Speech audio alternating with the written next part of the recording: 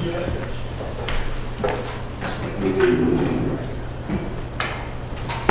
going to call to order the Effingham County Board of Commission. It's 5 o'clock and it is the order. Tonight we were graced with the 4-H club from Effingham High School. We mostly got 11th graders. We appreciate you being here to observe the proceedings tonight. And we have the honor of having Rebecca Velasquez to open us with the invocation. And if you would stand for that and remain standing for the pledge of allegiance to the flag and Christian Andrews for these pledge of allegiance to the flag. Okay, so bow your heads. Hey God, we just thank you so much for today, Lord. And we thank you for your presence, God, and we pray that your Holy Spirit's welcome here. And we pray that you have a hand in business, God, and in our attitudes, Lord, that we look at it in a positive outlook, God, and in a positive manner for everyone in the county, God. We thank you for today. We thank you for the beautiful weather, Lord, and we just pray your blessings. We love you, you know you love us, and in Jesus' name, amen.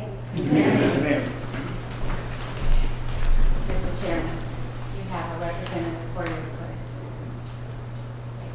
I'm Christian Andrews. So, I pledge Allegiance to the flag of the United States of America and to the republic for which it stands, one nation, under God, indivisible, with liberty and justice for all.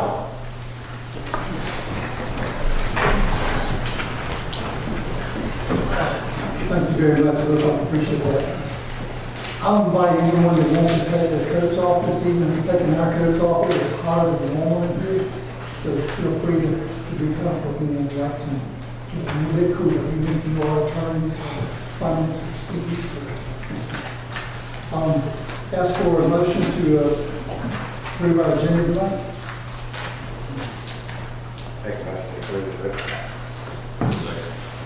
Motion by Mr. Floyd, second by Mr. Deloach. All in favor of approving the agenda as it's been given to us, say aye. Aye. All opposed, no. And carries, our agenda has been set. Ask for consideration to approve the minutes of the meeting of May 2nd. We have read those minutes and find them to be a happy account. Are there any corrections or additions from the commission? Seeing none, do I have a motion to accept the minutes of May 2nd? Make a motion to approve as presented. Second. Motion by Mr. Deloach, second by Mr. Kiefer. All in favor of approving the minutes, say aye. Aye. All opposed, no. And the minutes are approved. We appreciate what we're here tonight, particularly our 4-Hers.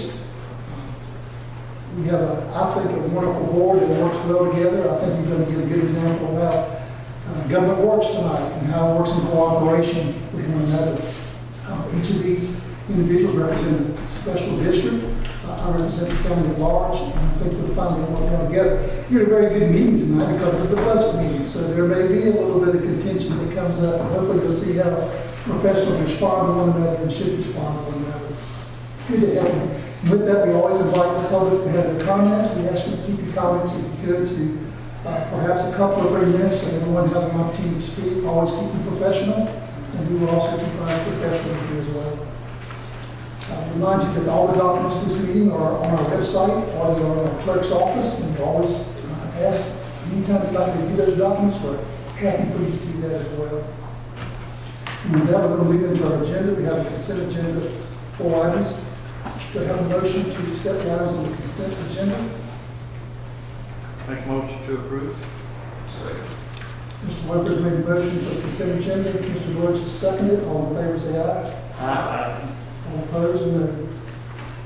A consent agenda, you know what a consent agenda is? Those items that we're not going to discuss, they're not contested. If I'm saying that right, we're just going to have, we all agree to, we're going to have approval. There's no need to have further discussion. And Mr. Chairman, while there is no discussion, we do list the items that are on the consent agenda. So if you could run through what those are. All right, I'll list the items on the consent agenda. Number 1, consideration to approve to renew the rental agreement with Concerted Services Incorporated for space in the Effingham County Annex. Number 2, on the consent agenda, consideration to renew the MOU with Effingham County Board of Education for the use of school as a disaster shelter. Number 3, consideration to allow the agreement with the city of Lincoln for the use of inmate court detail to renew for an additional 12 months. And item 4, consider agenda consideration to allow the agreement with the city of Springfield for the use of an inmate detail to renew for an additional 12-month period. I might add, if you don't mind, Chairman, just as a point Sure. for them to know. Often the reason that things are on that consent agenda is because we have some contracts that we approve, and most county contracts are only approved for 1 year at a time. But if we were able to approve them for a longer period initially, we probably would approve them for 3 to 5 years, things like that. So when we have a contract coming up that is a regular, typical standard, doesn't need any conversation for that reason, that's usually why it's on there.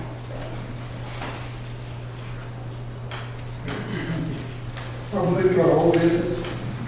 We have an item table. The planning board recommends approving the amendment of section 5.1.2, conditional use. Section 5.9.1, permitted use, and section 5.10.1, permitted use of the Effingham County zoning ordinance to allow for the event concert facility as a conditional use in AR1 and permitted use in B2 and District B3 districts. Mr. Chairman, if you remember, y'all had tabled this item back April or March, I believe it was. There have been some requests from residents to operate this type of business that we specifically address in our ordinances. And this ordinance before you today is kind of a combination of some special event type uses of surrounding municipalities, counties, and kind of generalizes it, but doesn't allow large events. This is going to be for small private functions. That one particular case was for a wedding event type venue that once this conditional use would be approved, they'd be able to hold and rent out their property for those type of events and like family reunion type events. What in the ordinance that you're proposing, I guess, restricts it to a small family event or a wedding? What restricts it that versus a concert? Well, the amount of acreage, and also,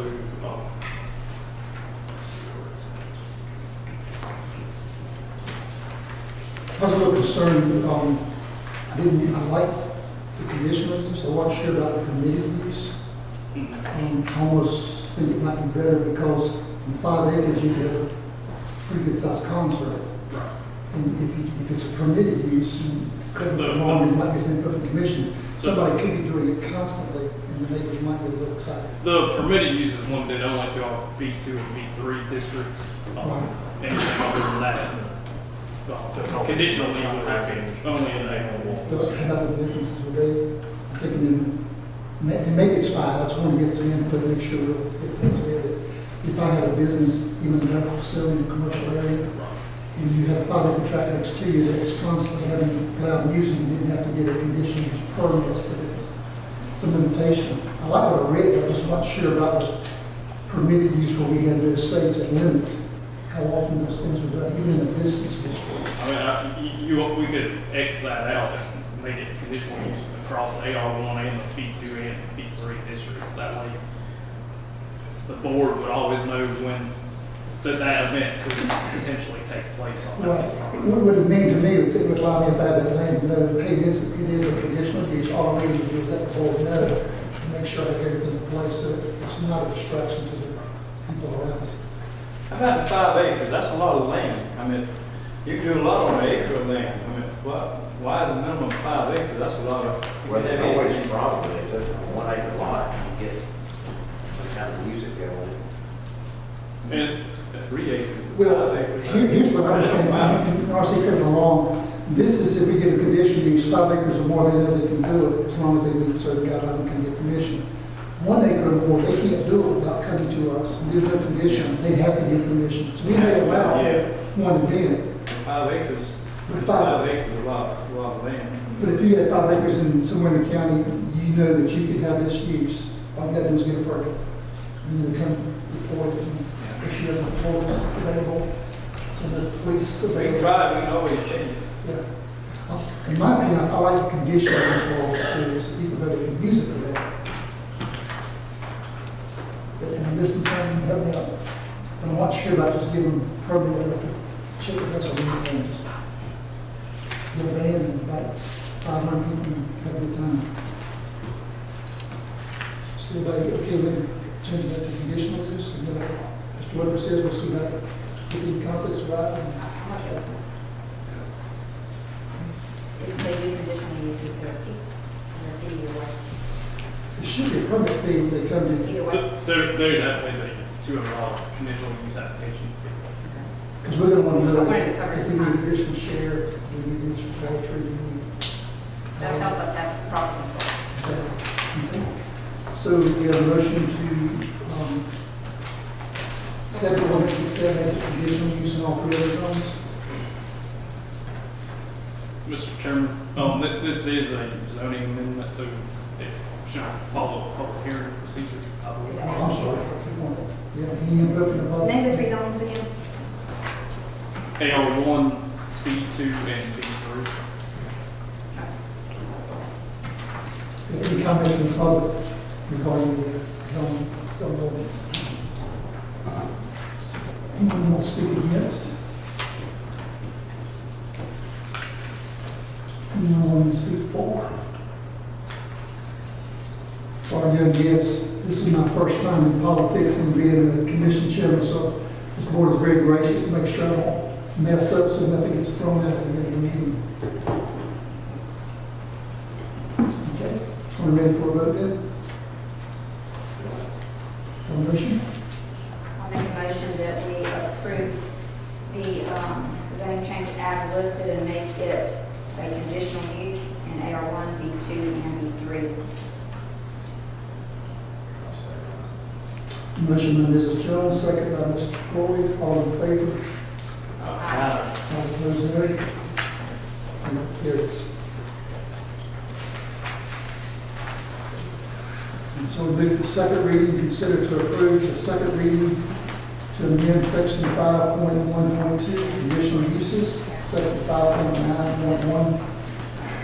Should I call it conditional uses, or we gotta wait and do it another time? Actually, because we made a change, we We need to wait till do that next for meeting. next meeting. Yes. That's what I thought about that committee, so we'll move this to our next agenda. In June. Okay. We'll do item number 3. Consideration to approve to authorize staff to move forward with amending employment policy 3.02 page 1. Yes, sir. Good evening, Mr. Chairman. Initially, I brought this information to you back in the meeting we had on the 18th of April concerning the disparity or the difference between the part-time firefighters and full-time firefighters' pay. At that meeting, it was discussed, our policy manual stated that full-time and part-time employees would be paid the same rate of pay. We were not following that policy when we brought the part-time firefighters on. At that time, the board instructed us to go ahead and increase the salary of the part-time firefighters to the beginning rate of the full-time firefighters, which we did back in April. So all of those issues have been taken care of. Moving forward, anybody that's hired as a part-time firefighter will start at the beginning rate, just as a full-time firefighter would. Some of the issues that we had, though, at the last meeting, you asked myself and the county attorney to get together and discuss if there were any federal or legal ramifications as far as not following our policy and things. I sent you, we reached out to the ACCG HR attorney that's on staff that handles employment issues and things like that. I forwarded a copy of his response to us, to all of you for your information. Basically, there were no federal violations. We did not, at any time, we never went under the minimum wage, so there were no federal violations. Just because we didn't follow our policy is not it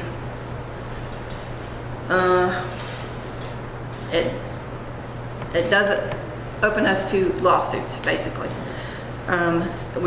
We should follow our policies if we're going to have written policies. The one thing that is a binding contract, which we do when we hire new employees, is they sign a new employee authorization form. That authorization form lists the job title that they're being hired for and their starting salary that they've accepted. They sign the form, as does the department head, myself, and the county administrator. That is in fact a binding contract. So they're agreeing to accept that salary, even though it's not in compliance with the policies that we have. And then again, the budget that's in place for this year, 2016-2017, lists a different salary rate for part-time firefighters versus full-time firefighters. So we were following not only the binding contract agreement that we have with the employees, as well as our budget that was formalized and in place. The question came up, if we're going to go ahead and increase the part-timers to full-time salary rate, do we go back and pay retro pay? The ACC attorney recommended that if we did, we look back for a period of 12 months because of an ante-litem notice. Basically what that is someone gives us a notice they're going to sue us for back pay. When they send us or give us an ante-litem notice, then it's only good for a 12-month look-back period. Based on that, we recommend, or we would like to recommend, and Mr. Newberry, if you agree with what I'm saying, that we go back and look at the beginning of the fiscal year and make retro pay back to 1 July of 2016. And it would be from 1 July through 31 March because we've already increased the salaries at this point. So, for clarification, the way I understand what you said, and maybe you'll verify this, I think what I'm hearing is there should be no, what we understand, no legal ramification to us. However, if somebody decided to take the opportunity and attempt a lawsuit, then the worst case scenario would be a 12-month look-back period. Yes, so therefore, we're willing at any rate to go ahead and pay the 12-month yes, look-back, and that takes care of that possibility. Correct? But you didn't start paying them the new rate of pay. They haven't got paid one time with that. So the whole, you say March, if you start with March, no, the whole month of April they got the increases, Mr. Loper. We're going to give them from back to July 1. I understand that. So it'll get where we missed. The first time they got paid is this last Friday. That does not go all the way back to. No, sir, but we did do a retro back to the 1st of April. You went back to the 1st of April. Yes, sir, we did. Their pay rates were adjusted the 1st of April, retro back to the 1st of April. It did not get on that first pay period that we had in the 1st of April, but with this last pay period that we just got paid, they got paid the new rates and they'll get paid the retro pay for the first pay period in April. Okay. Yes, sir. So all we're talking about now would be from 1 July to 31 March. So you're up to date except the back time. That's correct. You got to go back and figure it out. Yes, sir. Okay. I think that's a great alternative, and not because somebody might not want to sue us. I think it's because it's the right thing to do. It's a policy, and I think it speaks to our firefighters that we appreciate their efforts. So they're recommending alternative 2, which would be that we would back pay to July 1. But yes, that's part of it. We do not need to amend the employment policy 302. No, sir, So we're not. number 2 says that, amend employment policy 3.02 pay plan. So we don't need to amend that, we just need to go back and pay them the back pay. Right. It Which says, they've already it started. says the amendment is to allow for the pay difference between the full-time and the part-time. But we don't want to amend the policy, want to leave the policy as it states now, which is full-time and part-time are paid the same rate. That What was- we're amending, You just amended the policy so you can back up and pay them what. we're amending the pay rate. The Well, we're budget not- set, the budget set the pay rate. Yes, sir. So the legal ordinance said they'd be paid this. We're going to make that a I budget understand change to bring it in line with our policy. So to his point, if it's not correct to amend the policy, if we want to change the wording on number 2, we use number 2 as the approval method, because it says amend employment policy. If we don't want to do that, then we need to restate the wording right there. Yeah. What wording do we want on that? Amend the, what? Not employment policy. Amend. We're not amending the policy. I would say we're just going and authorizing retroactive pay from 1 July forward for part-time employees. Okay, Or- I can make a motion without any Okay. wording that says alternative 2, and that will take care of that. Okay. But if you're not going to amend the employment policy, you need to say that because that's what's actually on the agenda. I was- That's a I was- consideration. She can make any motion related to this. It's already on the. She's gonna make a motion without using the. She wants me to use the words that we're not amending it because the title. We're not amending it, it's already in there, we just Policy. didn't repeal it. I will do that. Thank you. All right. You make a motion for us, Ms. Jones? Okay, my wording needs correction, please, somebody let me know. I'll make a motion that we do not amend the employment policy, but that we do make the pay retroactive on the items that we discussed back to July 1 to March of what year? This year, 2017. That's the motion. Second. Mr. and Mrs. Jones, second by Mr. Roper, all in favor? All opposed, no. And carries, we will we will adjust the pay of the firefighter volunteers back to July 1 of last year. Okay. Moving into new business. Discussion on the request for proposal RFP for sanitation services. I'll turn that over to Commissioner. Yes, sir, Mr. Chairman. The request for proposals to provide solid waste collection and recycling services was issued on April 6, 2017. We held a pre-proposal conference on April 25th, and questions on the request for proposals were accepted until May 3rd. And I will point out now that that period has ended. There are no new questions. We simply seek some clarification from you all to some of those that were received. There were 6 independent individual vendors that attended the mandatory pre-proposal conference. So those 6 vendors are who we're dealing with, from here on out. Amongst them, we received 83 questions. Some are clarifications to the RFP, and there are a few duplicates in there. So that being said, in your agenda materials, you had a copy of all 83 of those. You should have somewhere up there in front of you a amended copy where we've answered some of those. And on the top of the sheet is a 1-page sheet that says questions to the board for request for proposal. It's like this. See your little folder, little black page. And what you have, again, all questions received are in here, so you can see those. However, we don't need you all to go through all 83. If you want to, we can certainly do that. But the ones that we actually need specific guidance from you all are these 9 on this front sheet right here. And they look. Out of the 83, you picked these 9 right here. Yes, sir. These 9 right here are things that could change the scope of the RFP or the scope of the services being provided. The rest are clarifications that we feel comfortable answering based on your previous guidance that you've given us. And that being said, everybody got it in front of them? Okay. The first one is, do we want the dry waste and recycling costs, both of them, for regular sanitation and recycling, 2 different parts in there. The RFP states are provided new, and the question is, do we want to have new cars or like new cars? In other words, the vendor came in and provided all parts in good working order. Is that acceptable, or do they all have to be brand new? It's nothing but a trash can. As long as it's working, it's got wheels on it, I don't see nothing wrong with it. Everybody kind of said good. Everybody kind of said good condition. If it's in good condition, What do you? I have no problem with it. I'm a little bit contractor, I like to have brand new ones.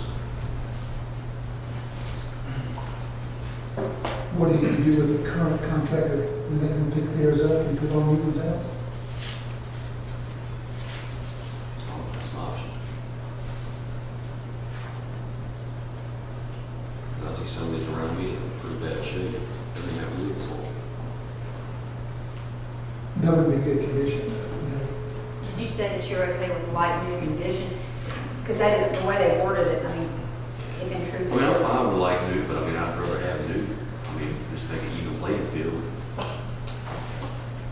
What do you think for them, if we went all new through the bid process, later, once we select to maybe renegotiate that whoever the selected vendor is, sit down and say, we can save some money by using these cars, then go down that road. Well, At least you have a level playing field up front. Yeah, and I don't know about the other questions, the only thing I want to get into is, To me, carts would be okay and totally new, but I just want to be sure there's only so many items that we can require completely brand new, or it just runs our cost up from everybody. Yeah. And then that runs our taxes up. So I just want to be sure that we don't do, I don't know what these other items are, but I don't have a problem with either way, really. Y'all want to run through them all real quick and then go back, so we at least get How about let's do an that? idea? Okay. One might help us make a decision overall. And the next one, would the board be willing to renegotiate the contract for changes in legislation, increase disposal fees, basically unknowns at the time? You know, the legislators come up with a $3 per ton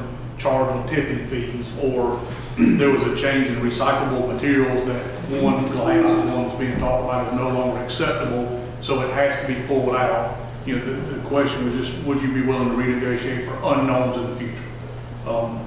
Number 3, backdoor, side door pickup for non-elderly and non-disabled citizens and yard debris are included in the RFP as subscription-based services to be offered by the contractor. So in other words, you know, backdoor, side door, if you're elderly or disabled, that's provided at no cost. You have to do that. If you're not elderly or disabled, you can request that you do side door, backdoor pickup, but it comes with a fee. And yard debris is the same way. If you go with yard debris, you would have to call up and say, hey, I have some yard debris, can you come pick it up? There's a subscription service. So should those services be billed directly by the contractor or through the county? And we'll come back to these, just give you all some. The next one is, you know, to what Commissioner Jones has said, there's going to be a substantial investment on the front end of this, whoever gets it in carts and equipment, so on and so forth. So can we make the initial term of this contract, say 3 years or something longer than a year? And right now we have a termination for convenience clause in here that says, I believe it's for 30 days, we can cancel this contract. So in fairness to all the vendors that are bidding and making that substantial investment, could we, consider maybe in the initial term of the contract, only termination for cause and then termination for convenience later on, or something along those lines? Where does it fall in the legal compliance about the contract every year? Is that allowed for that? We can add the necessary language for a multi-year contract if y'all decide to do it. Subject to appropriations. Yeah, it's not appropriated and budgeted. We can cancel. What they're wanting to do is remove the cancel for any reason, basically. Yeah, and it's more geared at the cancel for any reason is what it is, and I just thought maybe a longer initial term, but I think all the vendors are asking is we're making a substantial investment. Is there any way we can get a little more surety that it's not, hey, 30 days after we start, you kick us out just because you didn't like us? The next one is the evaluation method that we listed in the RFP. Gives a 10% of that evaluation is based on local businesses, but we don't have a definition for what a local business is. So can we either come up with what that would be, what a local business is, it within the county, is it within 10 miles, 50 miles, 100 miles? How will those points be distributed? Or do we just remove it all together and take that 10% and run it back through the rest of the scoring matrix, the decision matrix? Would the board consider offering recycling as a subscription service with a fee charged only to the citizens that request that service along with recycling centers? So under this scenario, you have certain places throughout the county that you can come drop off your recycling, such as the convenience center that we have now on Courthouse Road. We have others of those that you can put glass and paper and metal in. And then in order for you to get curbside recycling, you'd have to call up and ask. So that's, just a question that was asked, for an alternative. Can alternative proposals be submitted? And I think the one example that was given is if me as a vendor, we asked for 2 different numbers, 3-year-old trucks and 5-year-old trucks. If they said, hey, we could offer you 7-year-old trucks and save you some amount of money. Going back to the convenience center, right now, there's not a whole lot of limitations on who goes out there. We don't check IDs. People can pretty much come in, and dispose of what they need to, with certain caveats. Should commercial businesses be allowed to utilize the convenience center? And I say this because the county subsidizes that fee. The fee that they pay does not cover the entire cost of disposal. Currently, the vendor collects 8 cents. They bill us 3 cents for every pound that goes out there. So if there's a business operating, disposing in that facility, it costs the taxpayers 3 cents for every pound they put out there, as opposed to them going to another C&D landfill and paying the full tipping rate. And then should it be limited only to Effingham County citizens? Should you have to show an ID? And this happens, I know, in Chatham, maybe in Bryan. You know, because again, Effingham County taxpayers are subsidizing that 3 cents a pound.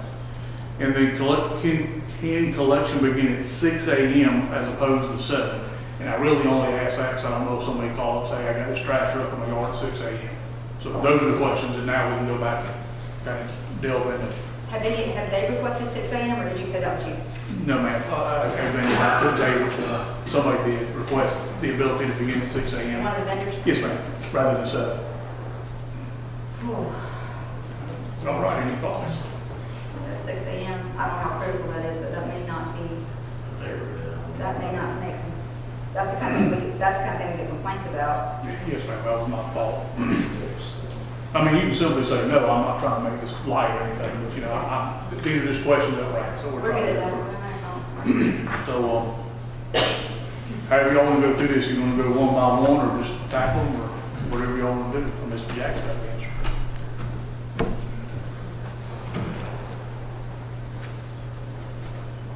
Yes, Jack Alvin from Clio, Georgia. Folks, the biggest gripe I've got with, and I'm pleased with the job they've done, and is a truck will have trash blowing out the back of it. And all these trucks are painted the same color, which is great.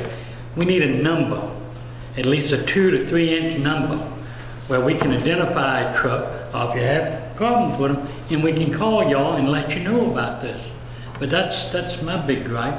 But I think the people that were doing it have done an excellent job. And do we own these trash cans or does the service?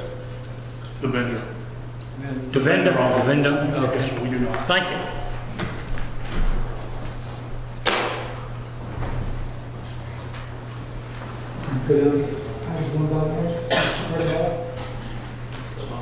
Mr. Lynch has a good question. If you think about that person who said about the white view, what the one vendor says is white view, and those may not say it's white view. Yeah, who determines that? That is one of those ambiguous. Unless you have an inventory, you can look at all, I mean, how many customers we have? It's ambiguous, but I will say certainly everybody would know like all the wheels off and things like that, but I'm gonna pay your way on that one, just keep where I can go away on that.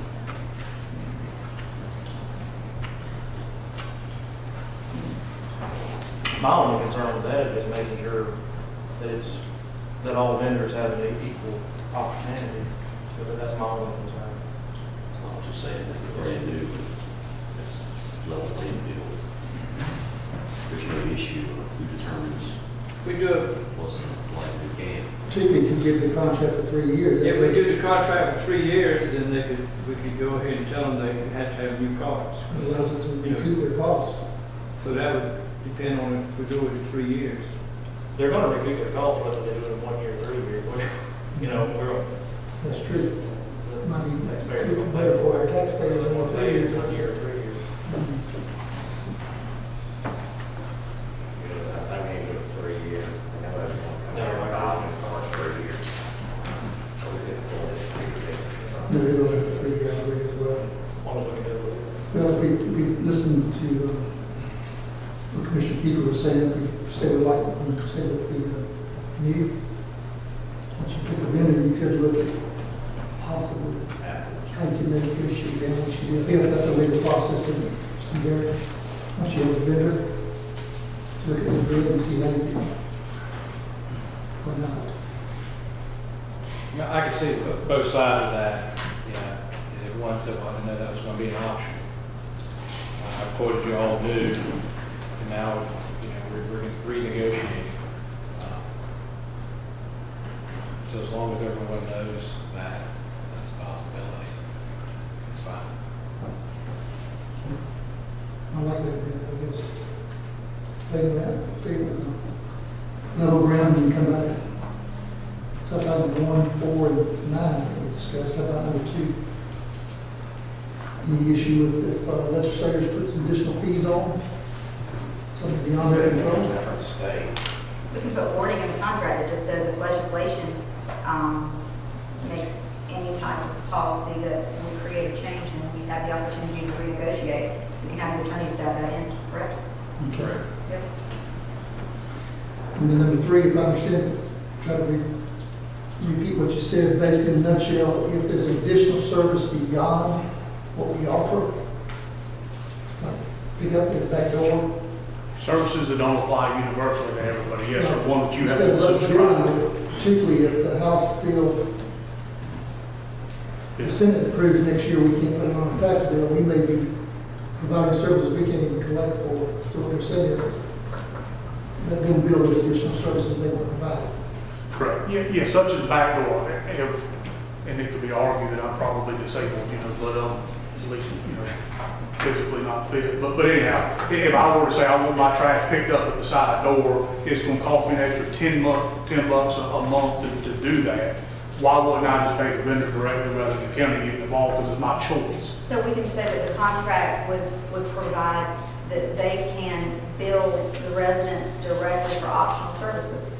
Yes, ma'am. Period. And that is the question. I'm asking, would you prefer to do it that way? Because the RFP gives the ability to bill for sidewalk pickup and or Are there other places doing that, and are the vendors doing that already at all? Anywhere do we know? I don't know. So I don't know what kind of It would extra seem to cost. make it less complicated. It's better for us, are they gonna charge us more for that?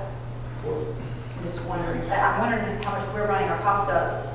I like the idea. I want to make sure we can somewhat control the costs. I mean, we want to make sure that vendor is being fair with this, because, that's my only concern. We could have them in the RFP provide what their additional services would be and what their fees are, and we have a way to compare that. That'd be the answer, that would provide the additional fees, we can prove that with the RFP. The contract. Yeah, they go ahead and state their fees, but they bill it directly, so we have. At least we can guarantee to the citizens what that fee will be. Yes. During the contract period, yeah, I like that. And that will include the yard debris as well. Yes, sir. And I think what we look at there is to me, it doesn't make a lot of sense for them to drive the entire county looking for yard debris that may or may not be there. If you put out yard debris, you need to call and say, hey, I've got some yard debris, can you come pick it up?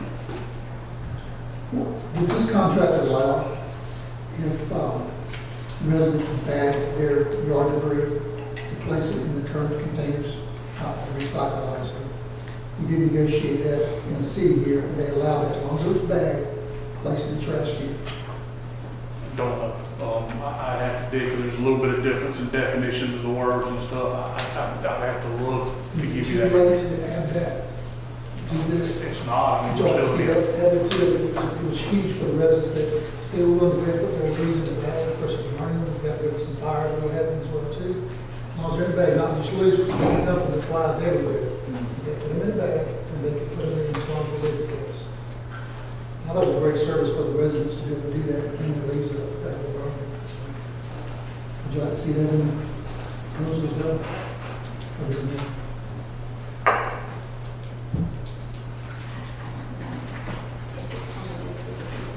That's what They're doing it in meetings right now. So no, Would that be something you wanted in the standard service or as a proposed extra? I don't know if they would drive it up for this reason. They're not an additional route. It's the same route. It's just more trash. It's just more trash unless it gets out of hand and it's 10, regularly does it. It's a good time to do it now when you're bidding for that service, because it will not drive the cost up as much as it would if you try to add it later. And it would have to be in the car. And then part of that, Okay, so it's fitting in the cart, you can't do so much anyway. That's that go it's going to around. be minimal. I'm okay with that. Yeah, that's a good idea. Mr. Thomas, you get that?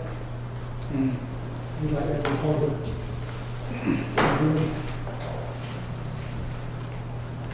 So I think we've covered the items 1, 2, 3, 4, and 5.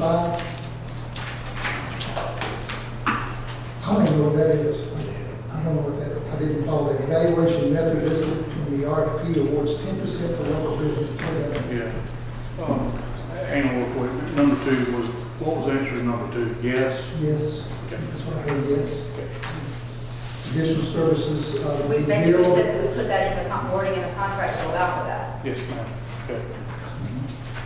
And And then additional services would be billed by the vendor, but we would approve the fees. Right, and then number 4, 3 years.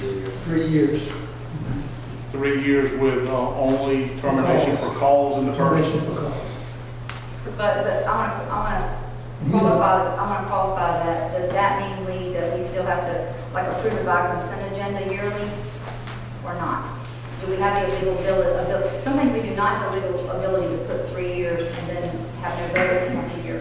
If it has the language in the contract to make it a multi-year approved contract, then we will not have to move it.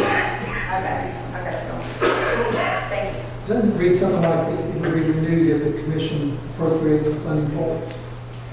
That's part of the language, that it has to be appropriated, and if not. So we'll be approved as part of that. Just safety net in there anyway. So the only action would be an internal termination. Right.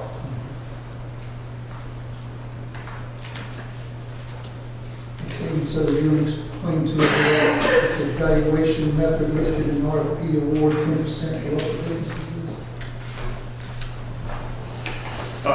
The way the RFP is currently set out is each proposal will be reviewed by an evaluation team. The evaluation will involve a holistic review of all material provided with a distinct interest in the following components. Now, before this, it says what all you have to permit, interest in the firm, background, financial history, that sort of stuff. 10% is to have at least 3 years, experience in the municipal solid waste contracts of equal or greater size. 5% service providers' proven ability to provide innovative, cost-effective service. 15% service providers' proven track record of responsiveness to time limitations and deadlines.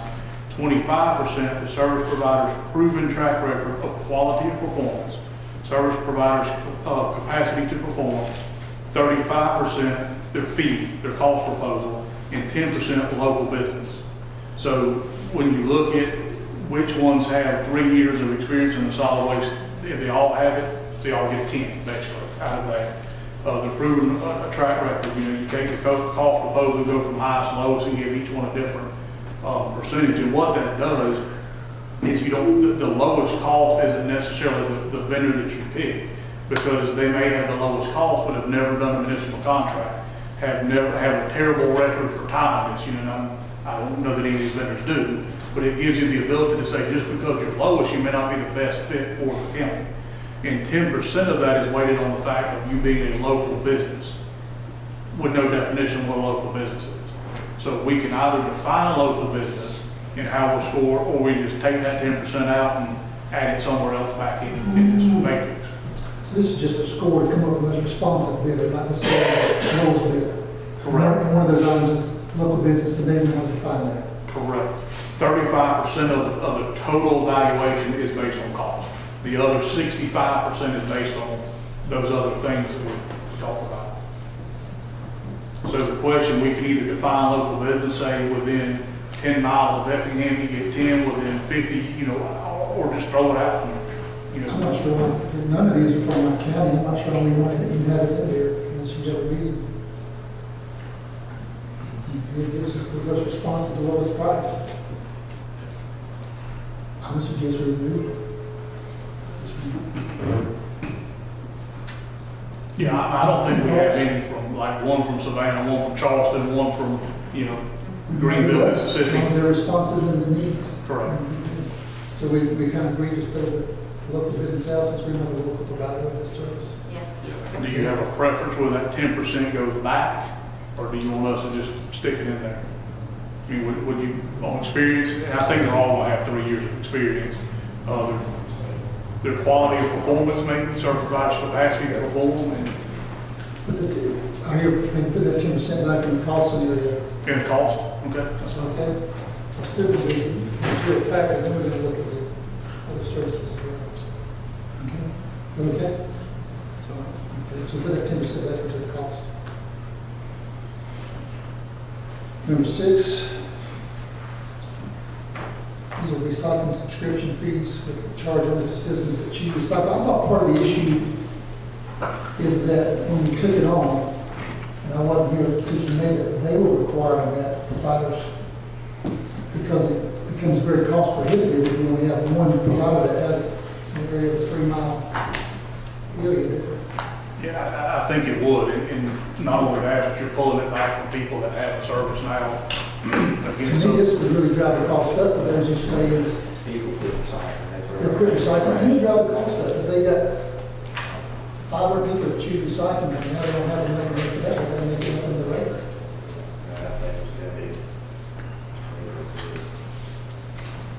I'm not Well, we'd sure. also have to locate recycling centers. We'd have to identify a place and actually operate these, which we don't currently have identified. I think it'd be the best. I think one way to do it is make it a continue to be a required service. Okay.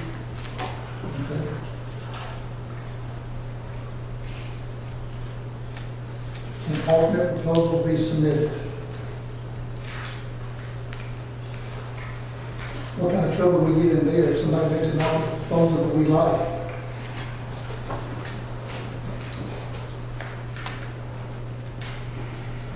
Is it best just have a good RFP and do the best you can? And It probably is, I mean, and then if you have some beneficial suggestions for later renewals, you may could look at doing that with. yeah. Those arguments probably should be given for these questions, specific arguments, so everyone have an opportunity to. It kind of goes against the whole purpose of a request for proposals. Repeat. Okay, so everybody can see the conflicts there, and we'll just say no, alternate proposals. No. No, yeah. So the last is, very written in mind, so should commercial businesses be allowed to utilize the convenience center? And should people have to show IDs providing Effingham County residency to utilize the convenience center?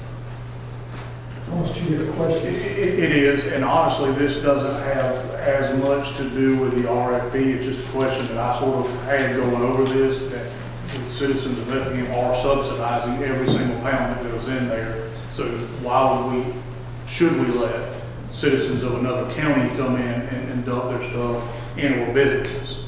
You know, That's a good point. I don't think it should be outside the county. I think we need to have identification, we don't subsidize other counties and cities' waste. Because I mean, 14 cent there, it's 8 cent ours, so they come give it to us, and then we pay the difference, the we taxpayer. don't have to do that, we don't subsidize others with our taxpayers' monies.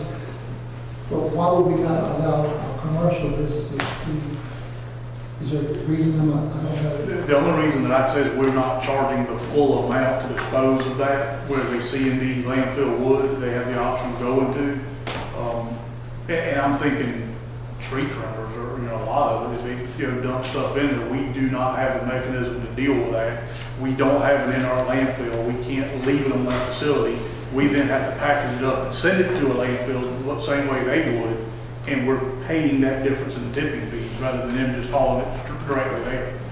We already take tires, which we're not happy about, but, you know, the obverse is if we don't do that, they probably go on the side of the road somewhere. And then we have to go send somebody out to pick them up and deal with them for free, so it's better to take them to some degree.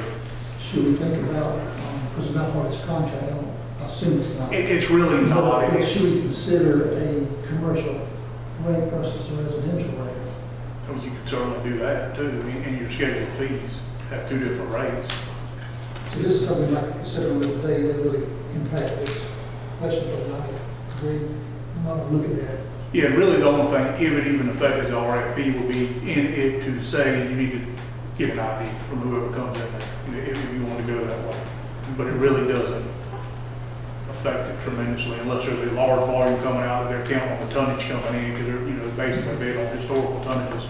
And I don't think that's happening. I don't. We can look at the difference in fee down the road, but right now we're all saying that you need to show an ID.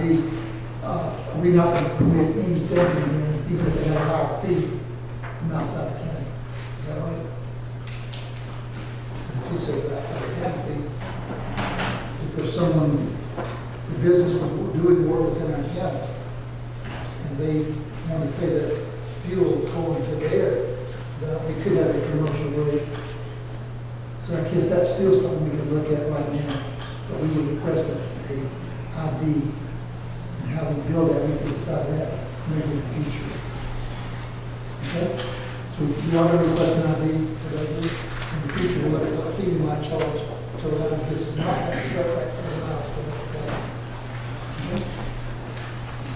And then 6 versus 7, if y'all We already said 7 o'clock.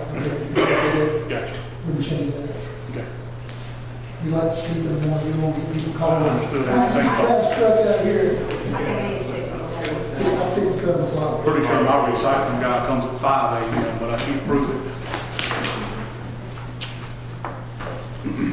I would be surprised if there's already something, I don't know, that RC could tell us in our commercial area that about deliveries and all at certain hours in the morning, in the residential sections. There might already be some things this might even violate.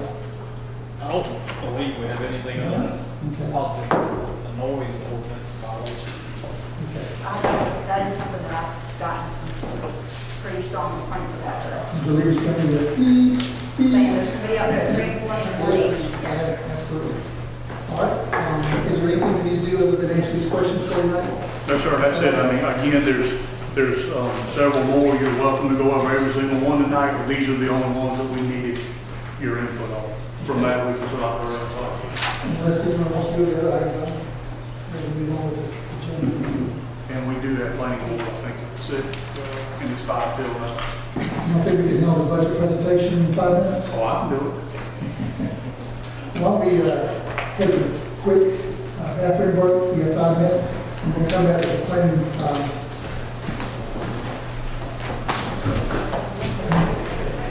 She said it's 6 o'clock. Got advertising? Before we go into the public hearing, we're going to transact one item of business related to our bonds, and we find that particular item.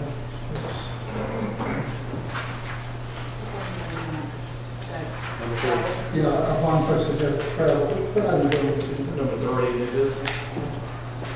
Yeah, consideration to approve item 3, consideration to approve the bond resolution authorizing resolution of intergovernmental contract for the Effingham County and Individual Development Authority. Ms. Joanne, can you help us with that? Yes, sir. Excuse me.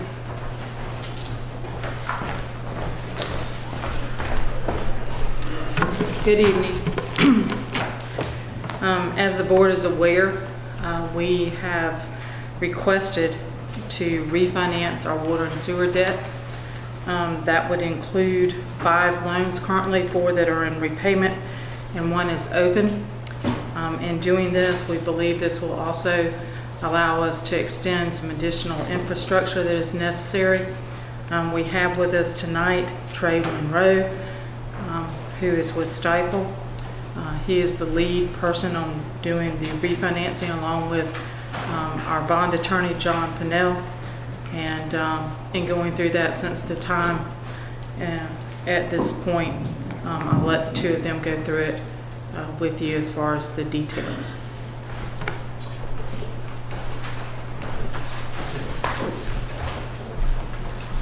Good evening. I'm John Pinnell. It's good to be back in front of you again. What we've got for you tonight is an authorizing resolution. The authority is scheduled to meet Thursday night. Since they are the issuer of the bonds, they are the ones who will actually be approving the bond resolution. But the security behind the bonds is an intergovernmental contract with Effingham County. And so the resolution we have for this body to take up tonight ratifies the actions of the authority and also authorizes your chairman to sign the intergovernmental contract with the authority. The next steps in order to get the bonds issued, assuming everything gets approved tonight, and then Thursday night, we do have to go through a bond validation process. All bonds in Georgia have to be validated by the Superior Court before they can be issued. So we'll work with y'all's counsel and the authority's counsel in having that done. And then the proposed closing on the bond issue is the first week of July. That will not take another meeting of this board, but we will between now and then have to have the chairman and county clerk, sign necessary closing documents, that sort of thing, along with the authority. I'm gonna hand the baton off to Trey Monroe, let him kind of talk to you about the refinancing and the financing itself, and then if you have any questions about the resolution or the legal side of things, I'm happy to answer those questions. Thank you. Good evening. Thank you all for having us again. As Joanna and John have mentioned, we're kind of at the culmination of this effort to get these GFA loans refinanced and to provide the new money, as we call it, for the infrastructure improvements.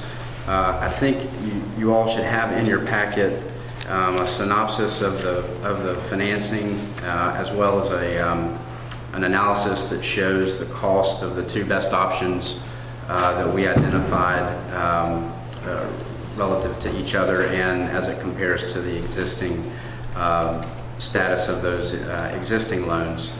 To go through just the financing process itself, again, this would be authorizing the authority to issue $28,935,000 of bonds that would be used to pay off all of the existing GFA loans and the one GFA loan that is in the construction phase. As I understand it, the county really hasn't drawn a lot on that loan. Most of the proceeds, most of the projects that were going to be built with that loan have been rolled into the $8 million of new money that is part of this bond issue. So in total, we are prepaying in advance approximately $20,500,000 of GFA loans and funding the $8 million of additional capital that will be used for the new projects.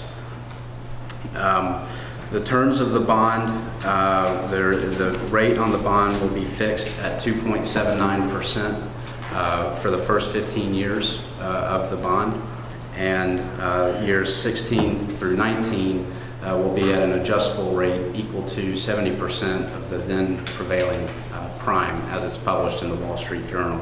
As y'all recall, ideally we would have ended up with a fixed rate for the entire term of the bond. That just wasn't going to be possible via the private placement mechanism, which ultimately is the most cost-effective way to do this. But we thought that having that fixed rate of 2.79 for the first 15 years more than offset and the cost of doing a public bond offering today that would definitely be at a rate higher than 2.79. So the bond is prepayable in whole or in part at any time without penalty from the date of closing. So if we close July 6th, something happens and you want to pay off some or refinance, you could literally do it the day after you close. So there's no waiting period on the ability to refinance it. So let's see. We set it up so that the annual debt service does provide that budgetary cash flow relief that we talked about at the last meeting. Versus the existing debt, it's going to save you about $224,000 per year in your budget from what you pay currently. When you actually look at if you were to lump in the GFA loan that's in progress, if you were to borrow the full authorization of that loan, this structure that we're approving tonight will be about $390,000 less expensive on a year-to-year budgetary basis. So I really think puts you in a position to deliver these improvements without it negatively impacting your year-to-year budget, so to speak, if that makes sense. Looking at the offer that we have that we've written into the documents versus the public bond financing scenario, that rate would have been about 3.15%.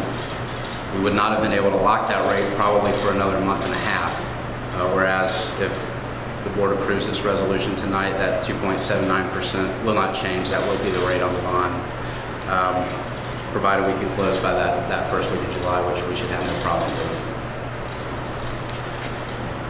Is that rate set at 70% prime? That's how the 2.79 is derived? No, so the current rate, the 2.79, is based off of what's called a LIBOR interest rate swap curve, and they take 70% of that index. It's basically based off of a 20-year amortization with a 15-year maturity LIBOR swap. No, that's gobbledygook, but it's about the lowest. It's about the lowest rate that we obtain. It's absolutely the lowest. What is prime right now? Prime right now is 3.25.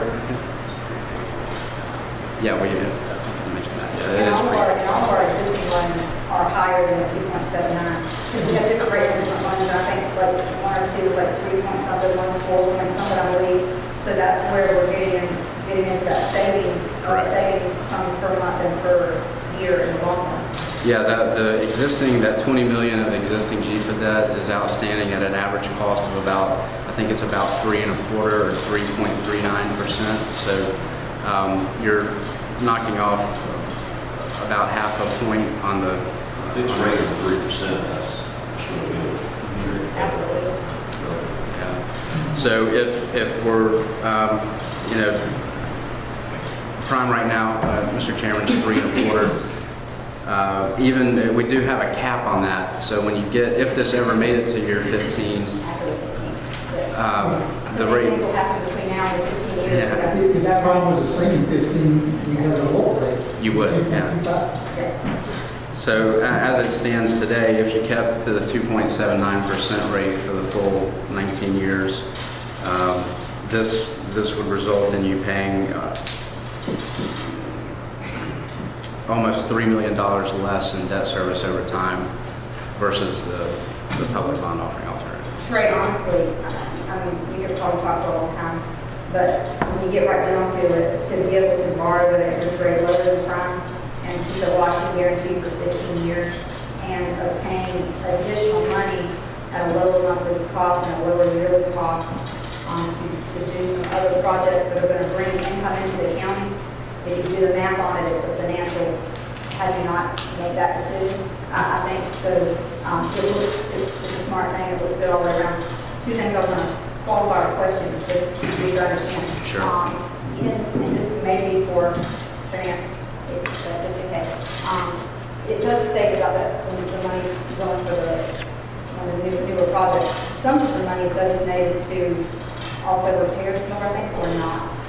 Or if nothing else, it's freeing up some of the existing cash to be sure that some of the areas that we need better pressure and stuff, we're going to be able to do that because of this in one or another. That's correct. If you remember, there was a list put together Yes. of projects, both some major repairs, some having to do with brand new projects. So there is a listing of both. I basically want to get it restated for the. That is correct. Okay, thank you. And,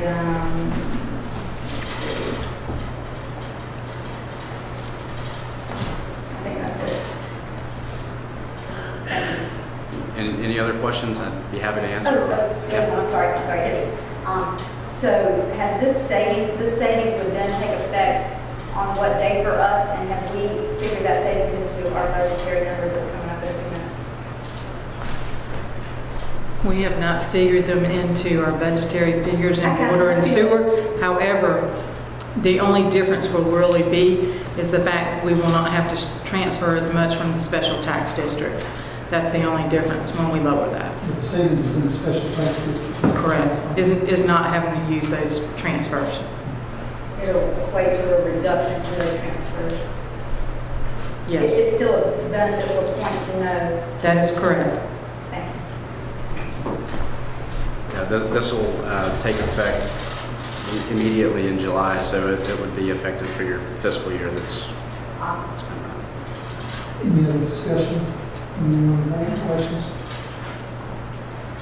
Seeing none, entertain a motion for alternative one to authorize the chairman to sign the resolution and no problems necessary to refinance the county's water and sewer debt.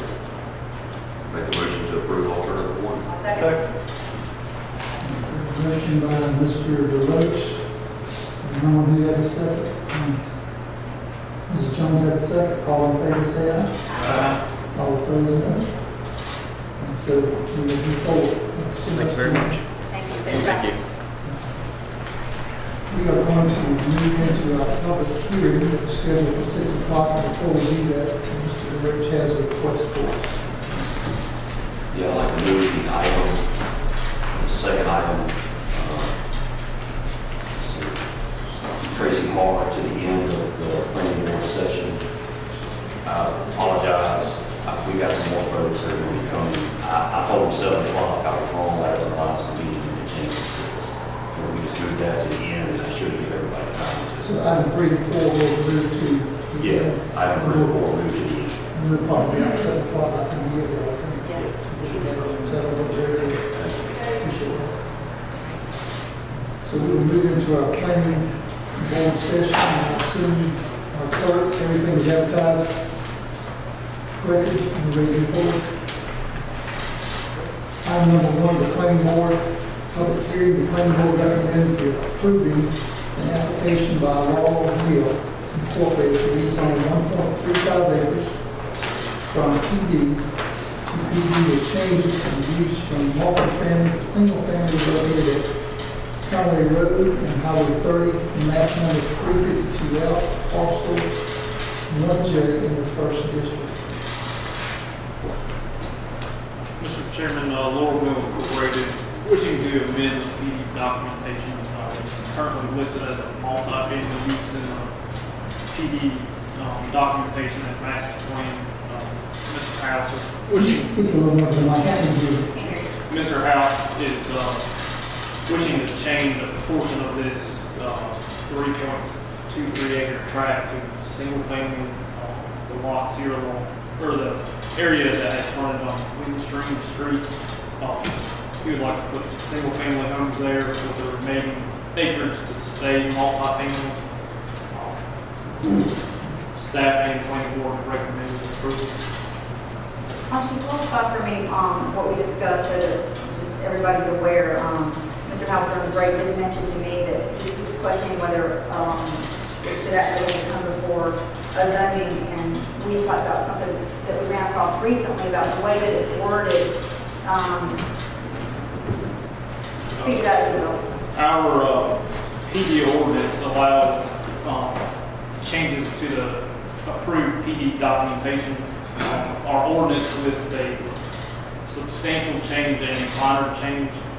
Substantial changes are changes in use, acreage, those type of things. And that substantial change is to be treated as a rezoning amendment by the board to go through the same process as a standard rezoning. Minor changes are defined as changes in setbacks, alignments, that type of thing, that can be approved by the staff. Do we define within the policy what the substantial and minor changes are? Is it defined? Yes, ma'am, it gives examples in the ordinance. And my interpretation was this was a change in the use from a multi-family use to a single-family use, which would make it a substantial change. Okay. And based on something that has happened recently, I think that there probably is just something that the board needs to take up in the future about maybe looking at that in ways that we do allow staff to approve certain things that are, depending on, we maybe need to make some changes to it. Something definitely to look at. For example, if in this PD for his plan development, in this plan development, had there been some single-family dwelling, you would have come back to us now. Is that correct? This particular tract, if the master plan was designated as a multi-family tract, if Mr. House is requesting to do a portion of this as single family. Again, I'm just trying for the future. If it had, say, some commercials, some multi-family, and some single-family If it already dwelling, had some single in there, you wouldn't have come back because it would have been a substantial change, right? Right. I got you. One suggestion, or I'd like some input from you all, if a request like this were to come back, if we could amend the ordinance that if it's making the area less dense, that it can be approved by staff level. yes. Or less, So that's the difference. right. Versus more Not dense. requiring additional water and sewer services in volume and numbers and things like that. There's certain things that we should look at so that. Yeah, if it's less dense, less impact. That's right. It should be from maybe administrative level. Very good. Oh, I think that there any other questions, Ms. Jones? Do you like to speak to this? If you have questions, I'll be glad to answer. Okay. Before anyone want to speak for this, before we go? Any questions speaking for this rezone? Anyone with us today speaking against this request? I don't see any other questions from the board.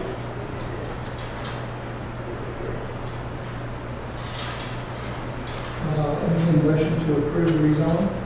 Make a motion to approve that the board staff recommendation. Second. Mr. Floyd made a motion to approve, Mr. Loper made a second. The motion, all in favor, say aye. Aye. Whatever, and all in favor, say no. You can say no. Ayes have it. Okay, we'll get a second reading. Consideration to approve the second reading of an application from Laurel Mill Incorporated to rezone 1.35 acres from PD to PD with changes to the use from multifamily to single family located at Conway Road and Highway 30, map number 52L, parcel number 1J in the first district. Do I have a motion? Second. Motion by Mr. Floyd, second by Mr. Roper. All in favor say aye. All opposed, no. And it is approved. We're going to move item 34 to the end. Thank you. So we'll move to public hearing number 5. Planning board recommends approving an application by Shirley Palmer to rezone 2.61 acres located on Zebra Road from AR2 to AR1, combined with an adjacent property map number 39, parcel number 13D in the 4th district. Mr. Chairman, Ms. Palmer has recently rezoned this piece of property due to a pending sale on the property. That sale has since fallen through, and she would like to rezone it back down to recombine the property back with the adjacent property. Staff and planning board have recommended approval, and they are aware that the combination plat will be required. Anyone, is Ms. Palmer here tonight? Anyone wanting to speak for this rezoning? Anyone speaking against this rezoning from AR2 to AR1? Any questions from the board? Okay, and entertain a motion to Make a motion to approve staff recommendation. Second. motion by Mr. Roper, second by Mr. Deloach. All in favor of approving staff recommendation on this item, say aye. Aye. All opposed, no. And it carries. Second reading, to approve the second reading of an application by Shirley Palmer to rezone 2.61 acres located at Zebra Road from AR2 to AR1 to combine with an adjacent property map number 390, parcel 13B in the 4th district. Do I have a motion? Make a motion to approve second reading. Second. Motion by Mr. Loach, second by Mr. Loach to approve the second reading. All in favor say aye. Aye. All opposed, no. And it carries. Okay. Change my. All right, the number 7, public hearing. The planning board recommends approving an application by Gregory J. Is that Lenny? To rezone 83.03 acres located at 2860 McCall Road from R1/I1 to AR1 map 413, parcel number 6 in the 4th district. Start seeing. Mr. Chairman, Mr. Mooney recently purchased this property and intends to construct a home on it. This property was previously planned for a subdivision, and as part of that, they also had a surface mine permitted through the state. Mr. Mooney has since successfully got the state mining permit closed out and no longer needs the industrial use or the R1, and would like to rezone this to AR1. Staff and planning board have recommended approval. So the circuit mining is done, it was done, and it's finished. Yeah, it sat vacant for years. I got you. Okay. And Mr. Mooney got into DPD and got it closed out. Is Gregory Mooney here with us tonight? Would you like to speak? Sure. Good. Good to see you. How are you? Good.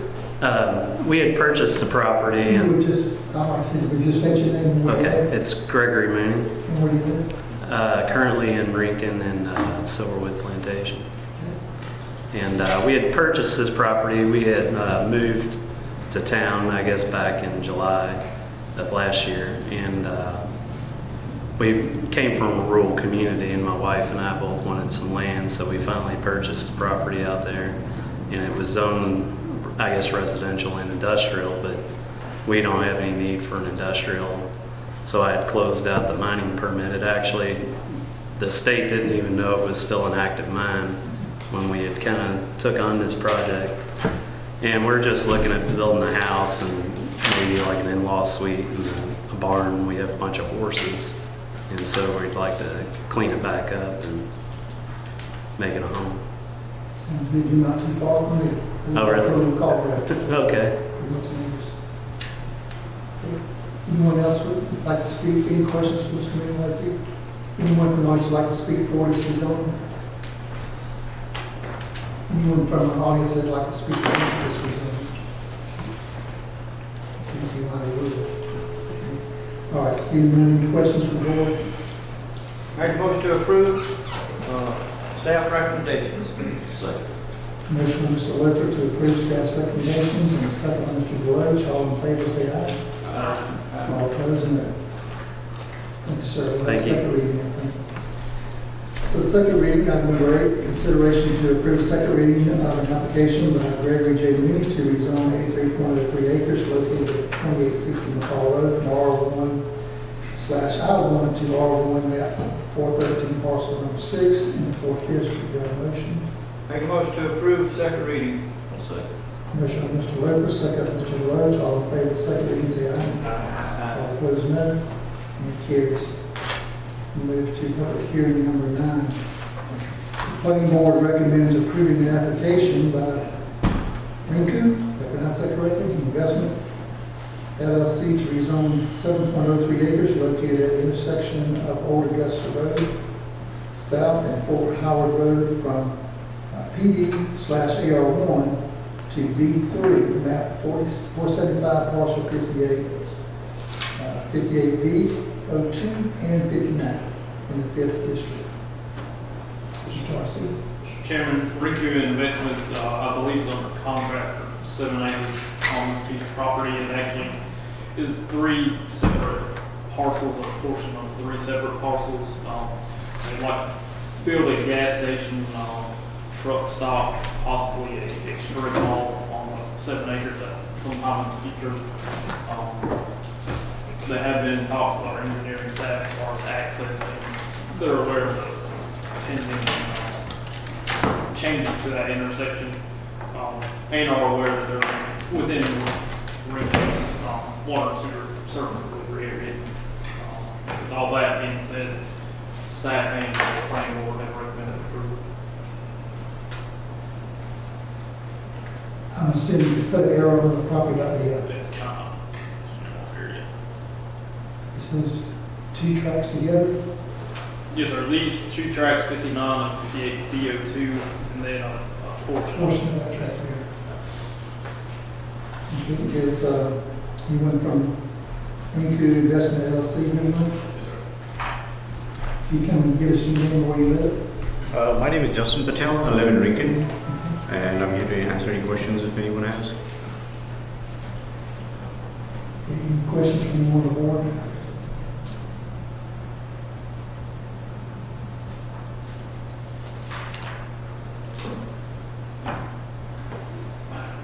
I heard the word truck stop. I don't know. I'd like a little more information about what that looks like. I don't know if you can do that in this.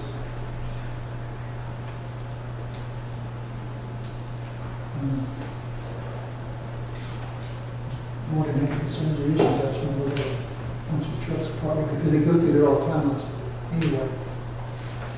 Our engineers looked at it correctly, and they're fine with the access point. I don't know about that. You know, the only thing It's just a question of zoning. yeah, that's right, it's just zoning. It's not a site plan. It's just zoning at this point. The only thing that we have discussed, Mr. Patel, is the actual change to the intersection to make sure he can still access that property. We've not drilled down any farther into what the use would be. I guess that's my question. If we approve the zoning, for it should be commercial, in my opinion, of being 1, 2, 3, something, but do we have the opportunity to look at what's going to be on that site after that, when it comes back, we come back to the board for any kind of approval? So the truck stop is, and I'm not sure it's a bad thing in that location. No, sir.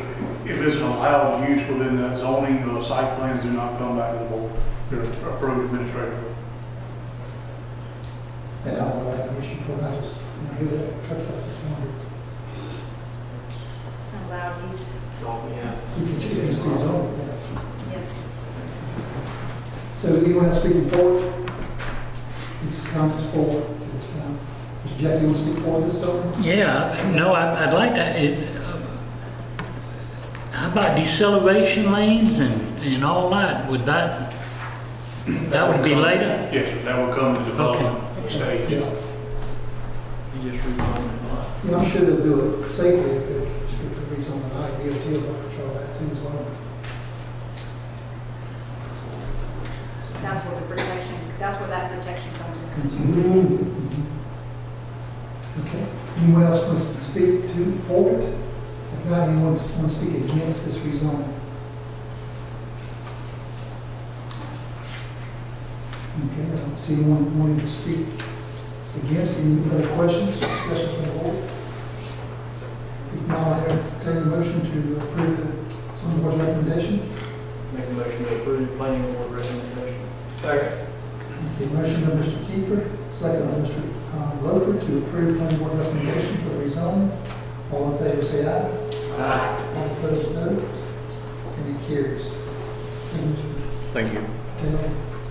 And we have a second reading now, consideration to approve the second reading of an application by Rinku Investments LLC to rezone 7.03 acres located at the intersection of Old Augusta Road, South and Fort Howard Road from PD/AR1 to B3 map 475, parcel number 58, and 58 BO2 and 59 in the 5th district. Do I have a motion? Make a motion to approve for the second reading. Second. Motion by Mr. Kiefer to approve the second reading, second by Mr. Loper. All in favor say aye. Aye. All opposed, no. And the second reading carries. Okay. We are still 20-something minutes away. Do we probably go ahead and continue our old business, new business, and come back at 7 next year? Ready to proceed? All right, we're going to proceed with the last item on the public hearing that was advertised. We'll go back to item number 3 and 4. Item 3, the planning board recommends denying an application by Tracy A. Hart for a rural business use for a home repair shop located at 341 Forest Road, map number 367, parcel number 61 in the 3rd district. Mr. Arcee? Mr. Chairman, Mr. Hart requested a rural business approval for a home repair shop dealing with vehicle repair. Staff would recommend approval due to meeting the property appears to meet all the requirements of our rural business ordinance. Planning board, however, has recommended denial. The planning board recommended denial and staff's recommending approval. Yes, sir. Okay, it's Mr. Tracy A. Hart, this evening. Yes, sir. Mr. Hart, can you just restate your name and where you live, please? I'm Tracy Hart, and I live at the property in question, 341. I think I want to dispel the big misconception that I applied for anything commercial. I did not. I'm not looking for daily hours of operation. I work with a friend of mine 2 or 3 days a week, and other than that, just kind of piddle around. Friends and family, no drive-up traffic to speak of, no advertisement, no signs, anything of that nature. Any questions from the board? Mr. Hart? I have one. Is that considered, I'll ask, tell us about this. Is a subdivision, is that a county maintained road? Is that a county maintained road like you have from here to Stillwell or here to Clyde, so that's a state road?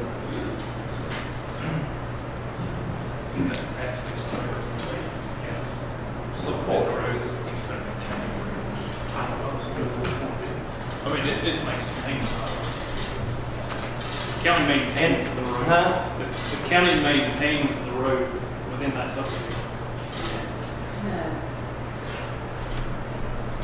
Okay, so it's classified as a county maintained road. Well, to a point, it stops actually. The pavement stops. The pavement stops and it becomes dirt, and in the dirt area, does the county maintain the dirt area? The dirt is not. Okay. That's an easement that goes through the land, back through parcels. 3.15B mainly states that the only way you can have this type of zoning is to be on a county maintained road. But it's within feet of one. But it's, I'm just saying, I have a question about that. And also, what size building you building on? it's a 30 by 50, but I'm gonna put a loft in one side just for storage, because I have no attic space. Also, in this, you're not supposed to have over 1,000-foot building. Working Parking space. lot, 1,000 feet. Working space, yes, sir. And that's counting your outside too, in other words. If you got 1,000 square feet there, that's your building. Right. And if you have parked some cars outside, that's the end of 1,000 feet. So let me ask this question. It says, staff recommends approval following the stipulation that it meets the requirement of 3.15 feet. Is it correct that it does not meet that? Is that what we're It does not hearing? meet. Is that, does it not meet that? 1,000 square feet building is 30 by 50. So I'm asking staff to confirm That's a good point. It doesn't respond to it. As far as the building side goes, the way it reads in the ordinance, it says rural businesses shall be limited to no more than 1,000 square feet if in a structure and 1,000 square feet of land outside the structure. You guys see, I can't already say that again. Hold mic to you, Marcy. Rural businesses shall be limited to no more than 1,000 square feet if in a structure and 1,000 square feet of land if outside a structure. And 4,000 outside of the structure. And that's a combination. So we get 1,000 if it's within a structure, Correct. and 4,000 if it's outside a structure. Correct. So if you have a structure, can you have 3,000 counting around it as well? What's The way the ordinance is written, it's 1,000 square feet total for the business. Mr. Harr is requesting to construct a building of 1,500 square feet, but he only intends to use 1,000 square feet of it for business operation. What's the other topic? What's the other topic? Storage, personal storage. Personal. Heating Storage. station. And what about the part of the 3.15 that Commissioner Ledford was referenced about the maintained road part? What about that? In compliance or out of compliance of the policy? That I believe is up for discussion. There's a turnaround there that the school uses for a bus. I don't know for a fact that the county maintains that. I believe we may have had some help in constructing that turnaround. See, there's actually a cul-de-sac turnaround. But it's off pavement. I don't believe. And the reason I'm asking for this to be, addressed is because even if we made the motion to approve it based on staff recommendation, then staff recommendation says it has to meet policy, and the point is it doesn't meet policy, that it still isn't approved. So we need clarification on these items to be sure you're either approved or not approved. Because it sounds like it has to be accessed from a paved county road. I mean, I see the county road that hooks up to the property, and I'm looking at it correctly. I don't know if it's going to be paid, but it has to be maintained. It says county So it can be on the road. It says county maintained road. Okay, right now, that's not a county road. The ordinance states property on which the rural business is proposed must have frontage on a public road. And it does or does not? Yes or Well, no? actually- Yes or no is the answer. It does or does not? Well, let's look at it. Does it not? If it dead ends into his property, It does or does not? It doesn't sound like it does to me. It was not on a public road. Somebody said easement, but I haven't looked at it. Well, that's. Does the lot have frontage on a public road? Do we need to postpone this for further questions? you need to find out where the county road ends. That's what I'm saying. Because We need some definite you can't go answers get to your this ordinance, you question. gotta change the ordinance, we won't allow that to happen, so. That is a county maintained road to the left there, and to the right it's not? Or is that whole road I'm looking at? Where's the portion that's not county maintained start? That I don't know. The ordinance does not regulate county maintained road.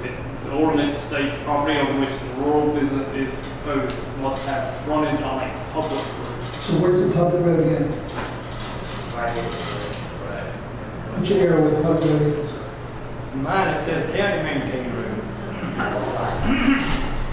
You must be looking different than I am. We need to know, there's 2 readings of their policy. Yeah, the 2 different readings. Updated policy. This is off the community code's ordinance. To say, 2004 was the last amendment. does yours show a date? Does yours show a date? Pardon? Does yours show a Does date? yours show a date? This is our community code. This is our community code from 2004. Do you have on yours to show a date? I don't have it with me, I have it in my house, but I know what it says, I don't know when it's been changed. And you only have 1,000 square feet total, and you throw that too. So do we know, I don't know, one question, where's the public road in? We need the answer to that. Do we know that? We don't know that right now. I would say it's up to interpretation of what a public road is. I'm sure these folks have a mailbox around this cul-de-sac. School buses use the cul-de-sac as they turn around. His property line is probably about 10 foot from the public road. The access. If you wait just a minute, sir, if you want to come to the mic and tell you, Yes, I'm glad to. yeah. Anyone that wants to speak to this against, you might want to come, state your name and where you live and share this.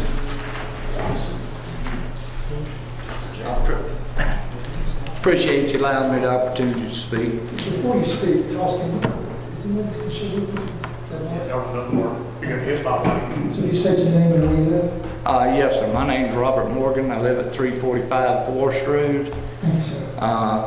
Where the road ends, there's a circle, which then becomes an access, 80-foot easement to my property through his property, which was granted when I purchased the land back in 1990. So he's actually building to the right of the easement midways, which is basically in my front door. And so it's a far distance from the actual public road. And I maintain the easement, so, which I have for the last 28 years. And it's a pretty long easement. It's over 100 yards. So.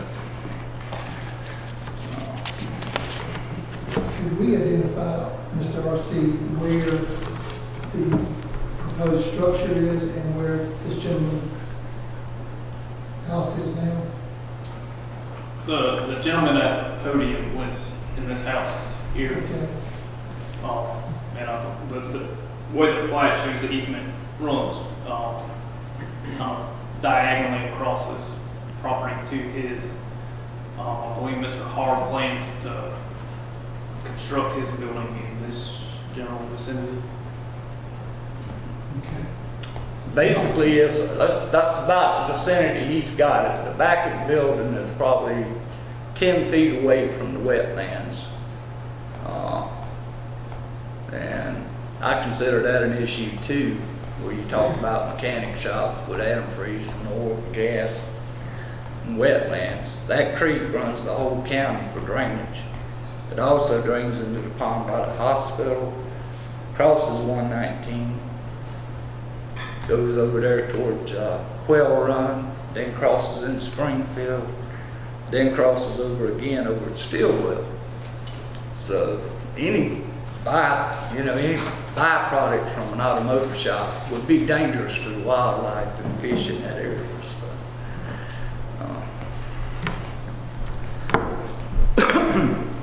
I don't know if that has any value on the meaning of it or whatever. I'm sorry. You Okay, sir. you speak up again, sir? Oh, I was just stating, I don't know if that has any bearing on the situation or whatever.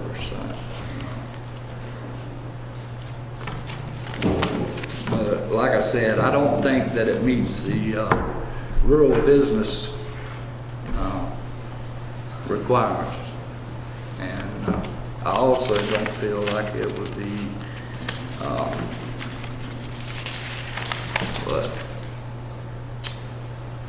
in scale of character, set in M1 of the rural business code. So, anyway, that's basically what I got to say about it. I appreciate it. I would ask Mr. Parr, it says, as far as the rural business, technically that is different than straight up commercial, but it says you want to operate a home repair shop. Is that, what does that mean exactly, home repair shop? A repair shop at home. Okay, repairing what? Automobiles. Automobile repair. Right. And you were stating like you're not planning on advertising this and that and the other, so at what level of business what are you trying to do there? Very small scale.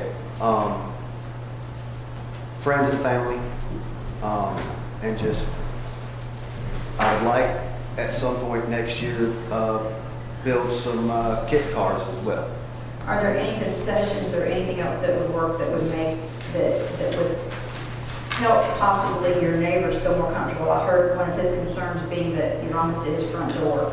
Is there any positioning or things like that would be, if you can come again, just let him answer this. No ma'am, I'm several hundred feet from his property. Okay, nice. Excuse me, Commissioner Jones, if you can step to the podium, we need to get it on record. That's what we'll do. Back to microphone, so it's on record. No, as I said, I'm several hundred feet from his property. I tried to measure it out where I could put it as close to the wood line where it wouldn't be seen. And I've got it turned sideways where you won't be staring inside it as you're driving by. And I also plan on putting up a fence. And what about the size, as far as the size restriction? If the size restriction on that is 1,000 square feet, are you able to amend your building to 1,000 square feet? No. I can't. So now, just in all fairness, the 1,000 square feet is what's used for this home business. Because if that was taken to true, you wouldn't, because there's not many homes that are less than 1,000 square feet, so you wouldn't have any home. I understand. You see what I'm saying? It's what you're using. The house, and the house itself maybe 3,000 square feet. Same principle with the building. I think I'm not saying either way, but because he was building a specific building that maybe just question. One thing to note, if this is to be denied, this gentleman still can construct this building on this piece of property as an accessory building, and use it for his own personal use, not business related. Sure. He just limits 2 cars at a time, right? I speak for him. You understand you can't have 2 vehicles Yes, at sir. a time? Yes, sir. And you can only have one person that does not live in your house help you. Right. Also. I'll just be by myself.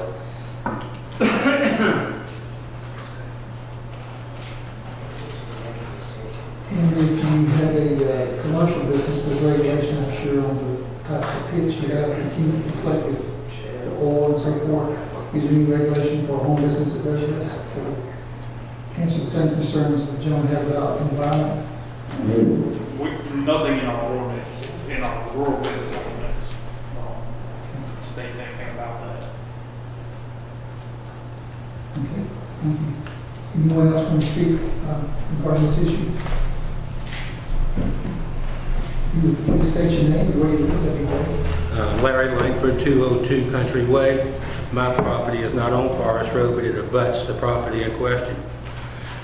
To be honest with you, I can't tell what y'all said up here, so I might repeat myself, but bottom line, this is a petition that was signed by members of the community.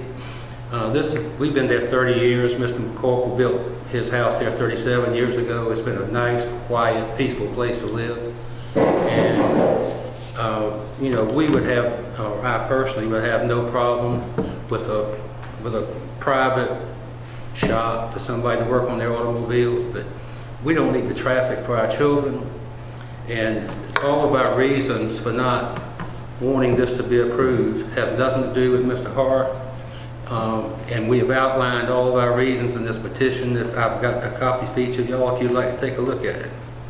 You can bring it to us. You give it to the clerk. Thank you.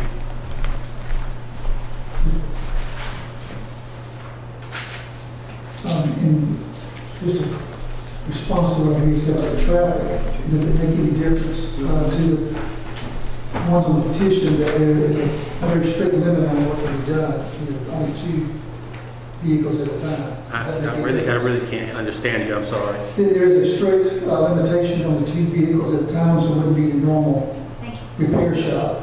Does that make any difference to you? Think the ones who are assigned to, there might be thinking a lot of traffic, but it may not be a lot of traffic. It may just be, 1 every 2 weeks a car coming in. I guess the thing that bothers us most is that the people that live there, it's a very sharp curve, as you can see on that thing, and it's a kind of a blind spot.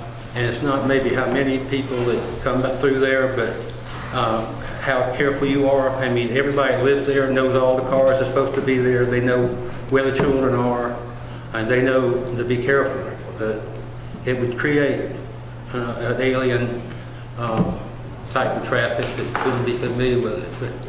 But, and that's only part of it, as you'll see in our objections to the property, to the approval.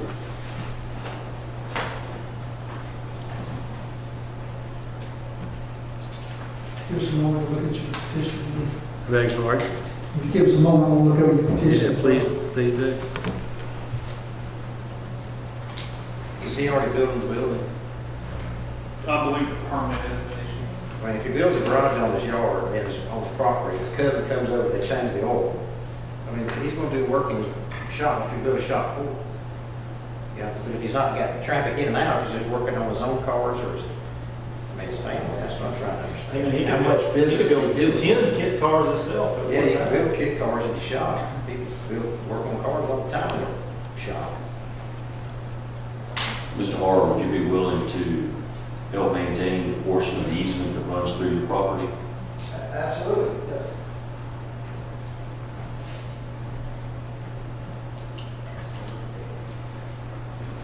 Yeah, I don't want to by any means downplay the concerns that I read here, but I hear what Mr.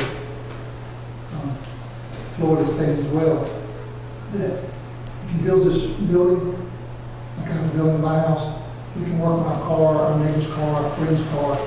And it sounds like Mr. Hart is wanting to keep us to a very strict, limited service of friends, neighbors, or whatever. It's not going to be a business as such. It's going to create traffic or noise that would really decrease the value of the property unless you didn't maintain it and you allow cars, which would be, one thing it does when he applies for this, it makes us aware of it. So we can look and make sure that it doesn't damage the property around. Many times people will build these buildings and they won't even come and ask for permission. They just start building and then we have all kinds It's more of a hobby, it sounds like, than a business. A business, you got people coming and going. I mean, if you're tinkering on cars, I mean, work on race cars all the time. And isn't that what it's, and I'm not trying to fix one, isn't that what this is for, is to identify those who are doing more of a hobby? It's going to be very small and minor so that if we see more activity, we can go to them and say, hey, this is what you were approved for. Friends, family, 1 or 2 cars, your own cars. You got more of a business and that allows us to respond. With all due respect, once that, if a license is approved, there's no telling what'll happen. And I don't know, Mr. Hart, I'm not seeing anything happen, but once that license is in hand, y'all know what could happen to that. And that's a scary part too. But another point that it seems a little ironic to me that somebody would come in and go to all the expense of bringing in loads of dirt, building a pretty good sized building, paying for a lift, and they only going to want to do 1 or 2 cars a week to pay for it. So that's just bringing that. 1 or 2 cars at a time, but not a week, it's at a time. So we can never have more than 1 or 2 cars. Whatever, but you get my point. I mean, it doesn't make mathematical sense to me, of course, what I know. So that's pretty much all I got. If this is okay, you also got to okay a variance for the building. Well, I think we've got a question to answer. First of all, we got to make sure that what you shouldn't want to go, this is on a private, this is on the easement. Yes. I have to find that it's on a public highway. I'm just addressing the other issues. I can think of someone right now has a very large house and he builds race cars as for his own stuff. He's worked on buying somebody else's car before and it hasn't evaluated the neighborhood. I can see how it would work. I have a big concern about making sure we're in compliance with the current ordinance that it has to be on a public road. And honestly, I'm not sure that you can satisfy that answer tonight, can you? It is not. It looks like it's on the easement to me. I'm not 100% certain. So if we come out and find that it's on a public road, I need some help with what we need to do. Can we table this and get these answers resolved? And come back? Table till the next meeting, May board meeting. Yeah, that's fine, I'm just gonna need to look at it, I'd like to see if it's the property that he owns, not where he's gonna have his business within the realm of his property. Right. Does the full tract adjoin a public road? I don't know if I've heard the answer to that or not. Right, I mean, that's the what question is, does he have to drive over somebody else's property to get to his? I know there's an easement running through his property that the other gentleman uses to access his home. So if he does not drive over an easement to get to his property, he may comply. Yeah, if the applicant, He has to drive over that easement to get to that property. If that's his property right there, that's just that pavement. I mean, it's right there, but it's right up to it. The property, So the question is that where that circle is on the end of that road, that's the end of that road. His property line is that yellow line going vertically this way. As you can see, it does not meet. Well, that's really nobody's property goes to the road typically. You know, there's usually, that's a tax matter to some degree. It's on the right of way, we own, nobody actually touches the road. and that's a tax map we're looking at, so. Exactly. That's not the plat. And so you may find that he actually touches the right of way. If I'm saying, there's the road, and there's a right of way, and there's his property. And that be in compliance with being on a public road. So you're saying just has to touch the public road, it would not be. Yeah. He's not using his own property to access his property. That easement is for someone else. So don't focus on that. We just need to see if his land adjoins a public road. I mean, does he have to go across somebody's land to get to his? That's the question. And we need to answer that question probably before.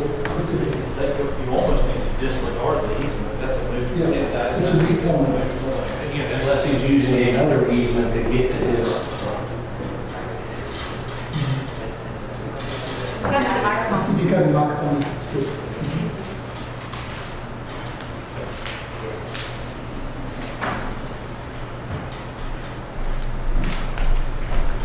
My name is Frances Morgan. I live with Mr. Morgan at the very end of the cul-de-sac. One of the things that we're concerned about is the traffic that comes. I know that people say that they're going to do this and that, and they're going to build make one or two repairs a week, but we live in reality. People don't normally they want to build things up, and you can't blame them for doing that. But this is a bad neighborhood to have to build things up. There is no other business on this block. The people are very friendly. They're not against Mr. Hart living there at all. They're looking out for their children. Their children ride their bicycles because they have one paved road coming in and the same paved road going out, and it's not a 2-lane. In addition to that, y'all's order of whatever this thing is, any use which clearly is out of scale or character with the agriculture or residential area, use is not permitted as rural businesses. This comes from y'all's records. I'm just saying, we're a nice community over there. I've lived there 30 years. And I wouldn't want to live anywhere else. But I don't want to sit and look at a business sitting in front of my house that somebody's going to tell me that they're going to work on 1 or 2 cars. And I've heard 4 different stories so far. and I don't believe any of them. So if it is approved, with the approval, I won't know what steps I take if this is not done correctly. If there's- One thing we probably need to make sure we understand is that we can't really restrict him from building a building that meets the code. He can build this building. So if we did not believe our neighbor or trust our neighbor that he would, in this building, conduct it in a way and keep it a way that appreciates his neighbors and his character, if he's not going to be that trustworthy, he can do more, whether we give him this zoning or not, of a permitted use for the 2 vehicles. You're saying you can build a very large private garage Building. and without approval, start doing some things? Exactly. On this side of the age, we have lots of friends probably that have built some garages. Once again, I have a friend that has a lift, and he doesn't do business at all. He just likes those cars and stuff, you know. So nothing that he's doing is, again, can be stopped. And then what type of police power do we have to enforce it? Is what, Correct. One thing I do appreciate about him coming before the board, it makes us aware that he's doing it. And so if you saw traffic and you saw a couple, 3 cars sitting out there, you could identify us, and that'd be an ordinance violation, and you could possibly take some action on that. I just want to make sure you understand that we cannot stop him from building this size building or having lifts on the property. That's a permitted use. Is that correct, Mr. Arcee? Yes, sir, that's correct. Okay, so we're questioning, are we going to allow him to work on a vehicle the size of his own? To operate a business is what he has. Right.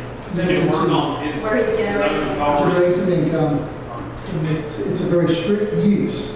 And that's the point, make sure you understand that very strict use, if he's not going to abide by it, he could build it and not abide by it anyway, and not even come to us. well, and I'm gonna say this as far as like sometimes the spirit of the rule or the spirit of the law, the part that she just read about keeping in compliance, I think a lot of times I will say that the word home business often is for something like a hairdresser that they drive up to their house and they go in, they have a room.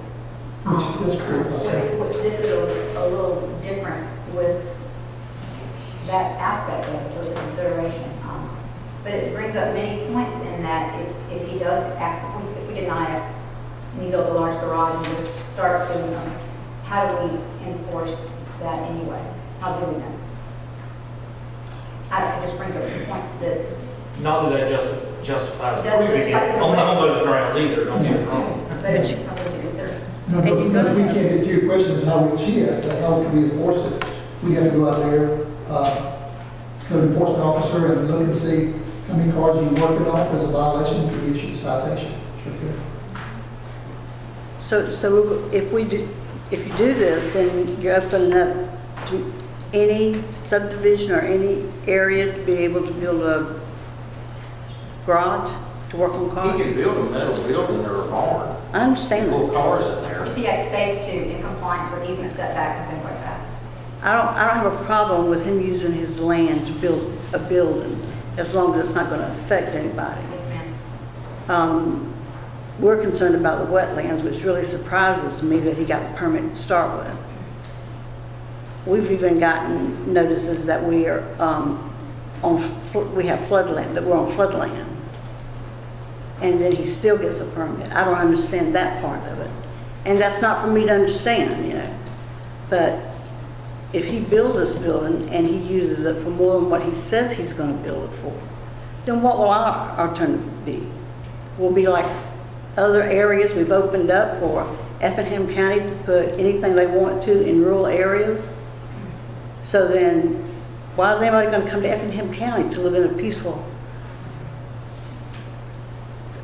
area and a quality life, which is what we have done for 30 years? So it affects a lot. And we have nothing against him. We don't even know him. If it was somebody else, we would have a problem with it, because it's changing the quality of life in that area. Okay. Thank you. 1.35 the total acres in that whole area, or just where he's building? His total parcel is 4.75 acres. And mine is 5.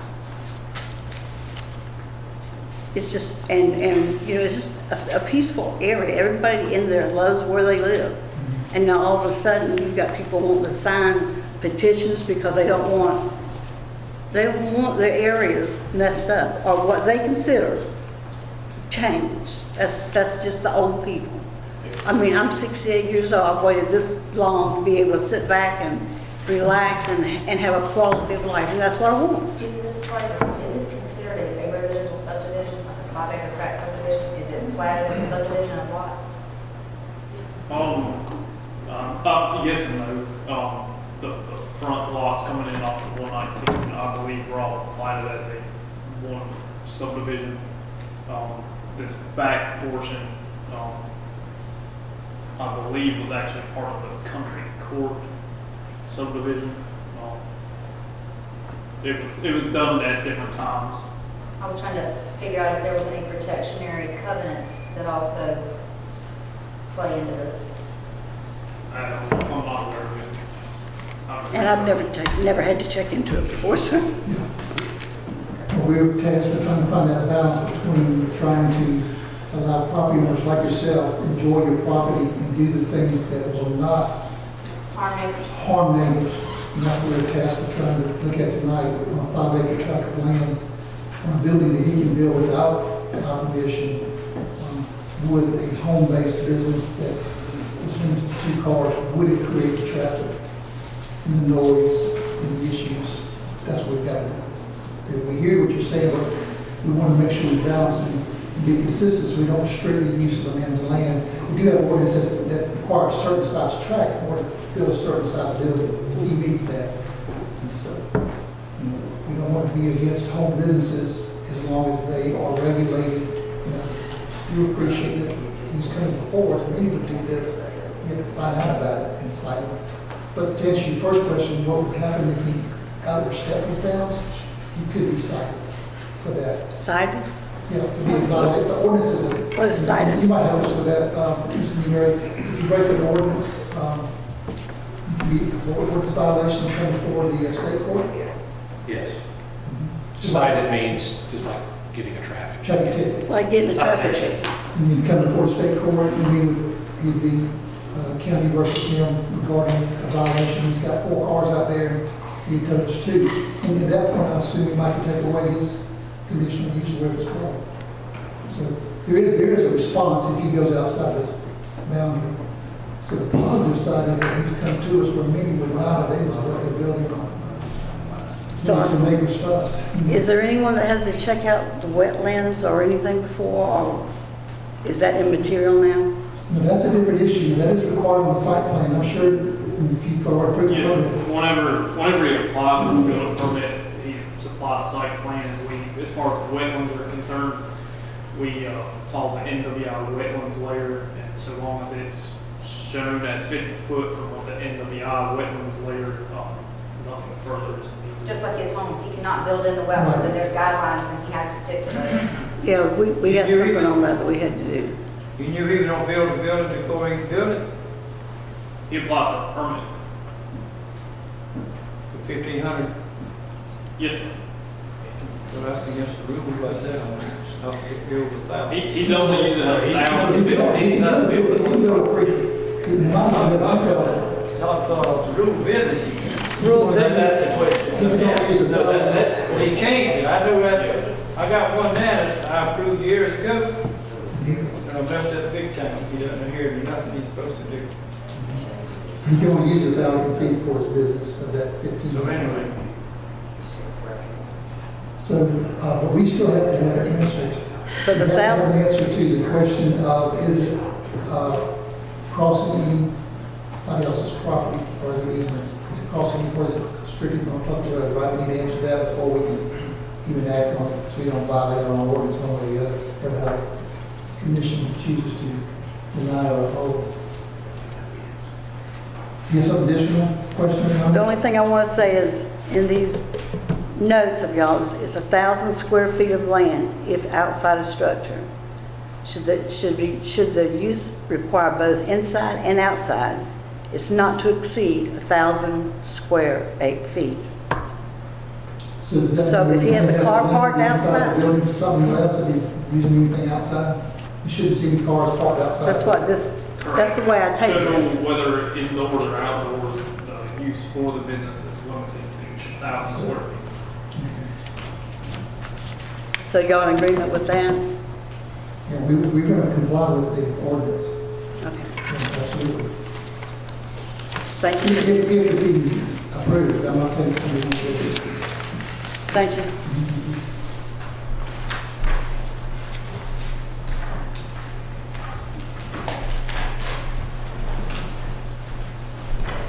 State your name and where you live, if you're speaking for or against, please. Mary Downing, 151 Forest Road, and I'm against it. Because, of course, as with them, I'm worried about increased traffic because of the children and all that. But I'm really concerned with my property value. I just got a new assessment, so I'm not real happy with it, but we pay a good bit of taxes out there, and all I've been hearing, it will decrease our property value. I want some assurance from y'all that it will not You don't want decrease. your property value to decrease. That's not in the best interest of this county, so any decision that the board make would not be based on the thought that it will decrease anybody's property value. I hope it would not, because it's a lot of money, you know? Absolutely. So I'm asking y'all to please protect our investments out there. That's all I wanted to say, okay? Thank Absolutely. you. And we want to do that, thank you. All right.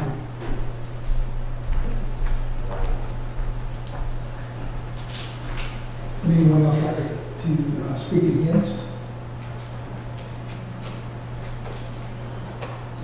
Well, I believe the motion is in order to table this, we get clarification that it is on a public road. So we have a motion to table this to the next public hearing. And I believe everybody should be notified again, correct? I'll make a motion to table this item to our next planning and zoning board meeting. Okay, Mr. Lurch is making a motion to table this to our next planning board hearing. Second by Mr. Lowe. All in favor of tabling this, say aye. All opposed, no. And just for the audience, I believe another notice will go out, so you'll be aware of that time of day if you'd like to come back at that time. And this is our next commission meeting, right? Our next commission meeting? On the 6th. Yeah, We don't have it doesn't go back to Send me planning back. board. Okay, next commission meeting will do this. Okay, I'll make my motion to table this to our next commissioners meeting Mr. Lowe, on June 6th. approve that. And all in favor of that amendment to the motion, say aye. Aye. All opposed? So we will hear this at the next committee. Is there enough time to advertise between now and the next? We can send letters, we don't have to re-advertise it, but we can send letters. Okay, quite very good. You get the letters out, so everybody's aware. That will be on our 5 o'clock agenda, correct? Correct. And it'll be old business, so that'll be the first item. Yes. So those who are going to come back in the first meeting in June, will be at 5 o'clock. So you won't be here so long the next time. All right. All right. I believe that concludes our public hearing. If anybody wants to stay for the rest of the meeting, we may, you have something for us to quick break after. No, sir, after they go home, if you could please move item 8 up. We have another scheduling conflict. Eliminate Mr. Saxon as another one. Okay. If We you come all, back from a real quick break, restroom break, so we can finish our agenda tonight. We'll move number 8. We should do that earlier. We should do that earlier. Quick bathroom break, this is bathroom break.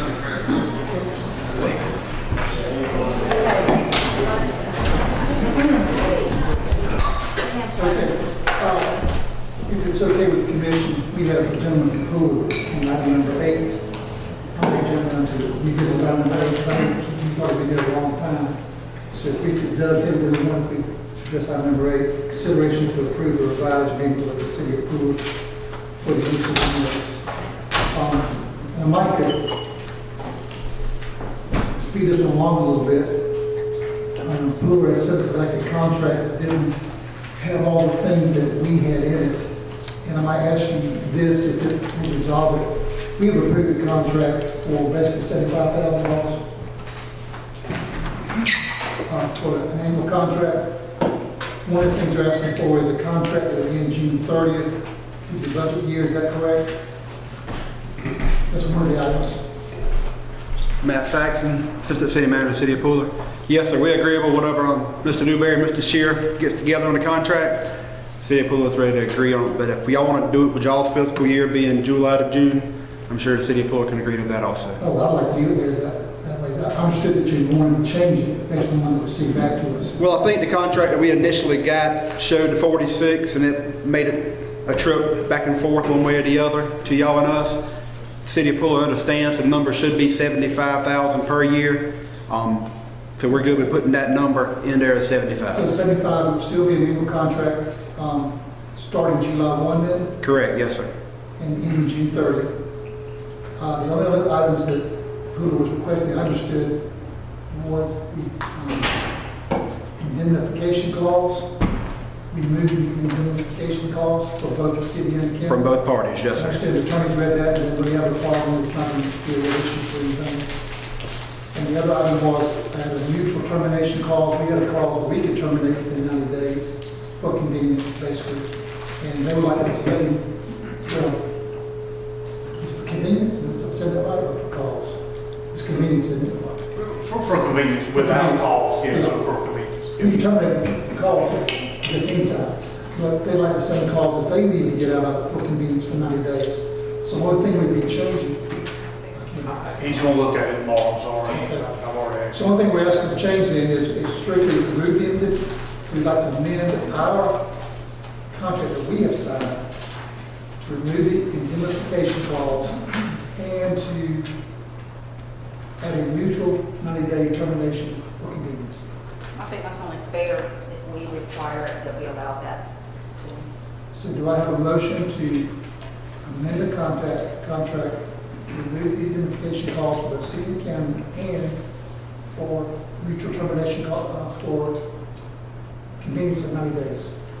Mr. Chairman, before you do that, as far as the start date, will that be immediate? Now, this will go back to your council on the 5th. Correct.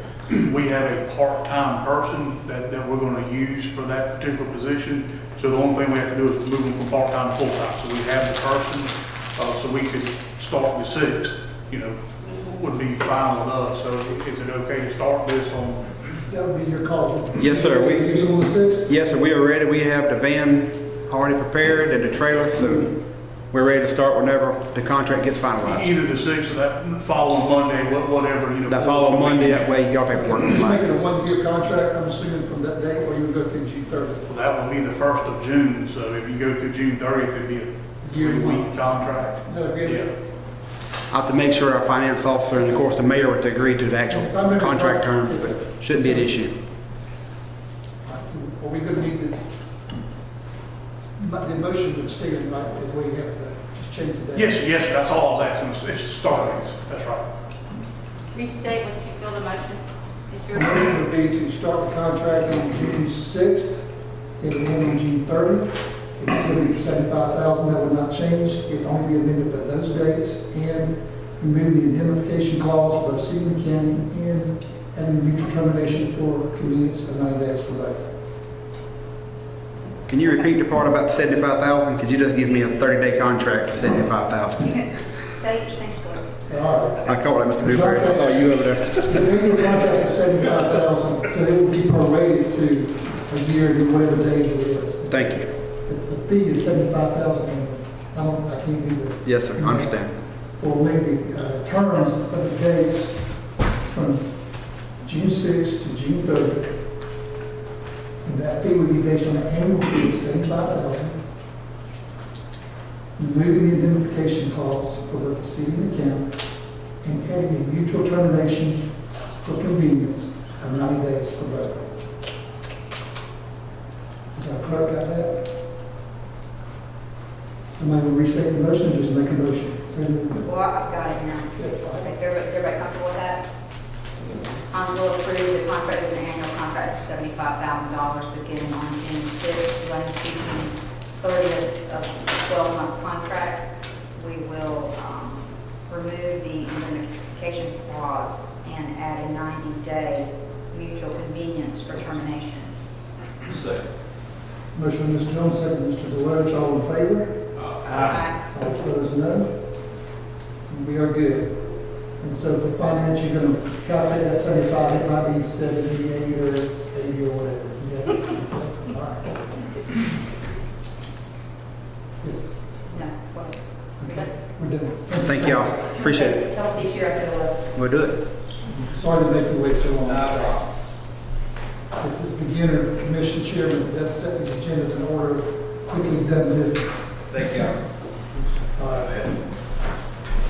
So we'll go back to the top of our agenda, a new business.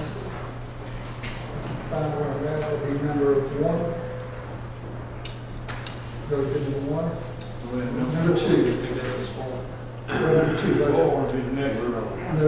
We're on number 2. Number 2, presentation of the budget for fiscal year. I don't want to be that tonight, because and if our finance chair.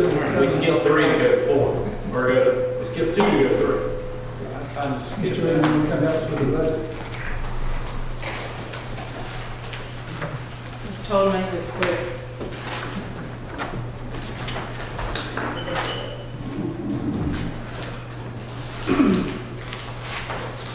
You should be able to, because you have put multiple hours into this. Excellent work and job. We appreciate it so much. And we all been through it. Yeah, we walk into it. Yes, and we appreciate everyone's attendance and input.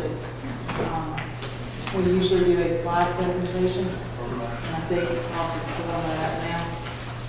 You should speak in the mic. I think I'm getting over. I can hear it. Sorry. Can't tell you much further. You have to look at it. You just look at the mic. You need to. Go ahead. I generally go as far as I much because it's easier to look and talk than it is to read on a sheet of paper.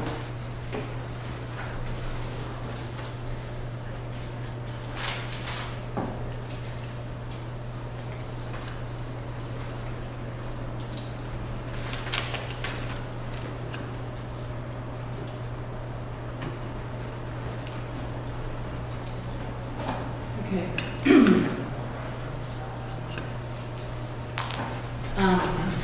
Each year, we start our budget and operations with different considerations for the year. In this particular review, we tried to create a fiscal responsible and balanced budget. We tried to make sure we were in compliance with service delivery agreements. We tried to empower staff with new software and technology to ease and create departmental efficiencies. We went through and looked how to improve services and improve the level of service to residents and citizens. We tried to go through and leverage every dollar that we have as far as how to use those dollars for capital replacement of assets. We include and have included adequate controls for contingency funds within the budget.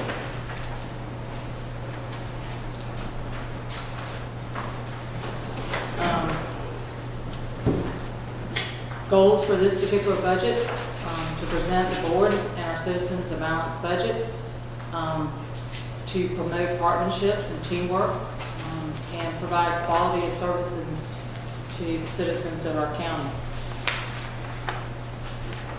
Challenges, as always, are, of course, our property tax digest levels. The minimal changes that have occurred in those do pose issues as far as us reviewing the budget and providing for expenditures where necessary, increases in the price of consumer items that are purchased, and then continuing to rebuild and consolidate our aging fleet and infrastructure, and trying to balance that with the needs of our population and within existing revenues. The slide that you're looking at now, and I believe that you also have in your packets, is just an overview of the recap of the revenue and expense. Currently, our budget, proposed budget, is $361,892. That's about a 4.32% increase. If you notice over to your right-hand side, it will show your differences between 2017 and 2018 as noted. And then also our revenues at the bottom of that same slide equal $29,361,892. We do call your attention to, right now, that proposed budget does use $161,000 worth of fund balance. Fundamental facts within this budget, basically answering how did we get there and what is included. The draft of the current general fund budget stands at $29,361,892. That's a $1.2 million increase over the prior year. There is $770,000 worth of capital included within this budget. We have a contingency proposed of $175,000. There is an overall net change in personnel category decreased by $137,000. However, when you're looking at that, we did include 15 new positions were added to the budget, but the corresponding positions that were outsourced show in the purchase category. We have presented a slide in the next few slides that will review those positions. The general fund does propose using $161,000 in fund balance. The departments with increases is magistrate with 1 deputy, sheriff with 6, the prison with 1, the jail with 1, recreation, the new recreation project 2, and EMS with 4. As you notice, most of all of these increases are centered around public safety. There is also a contingency of 140. 2 of the 4 of the EMS will be funded. Sir? 2 of the 4 will be. That's correct. We are in the process of doing an MOU with the hospital. They've agreed that tentatively to $145,000 of those 4 positions. There would be 2 for the hospital and then 2 additional ones.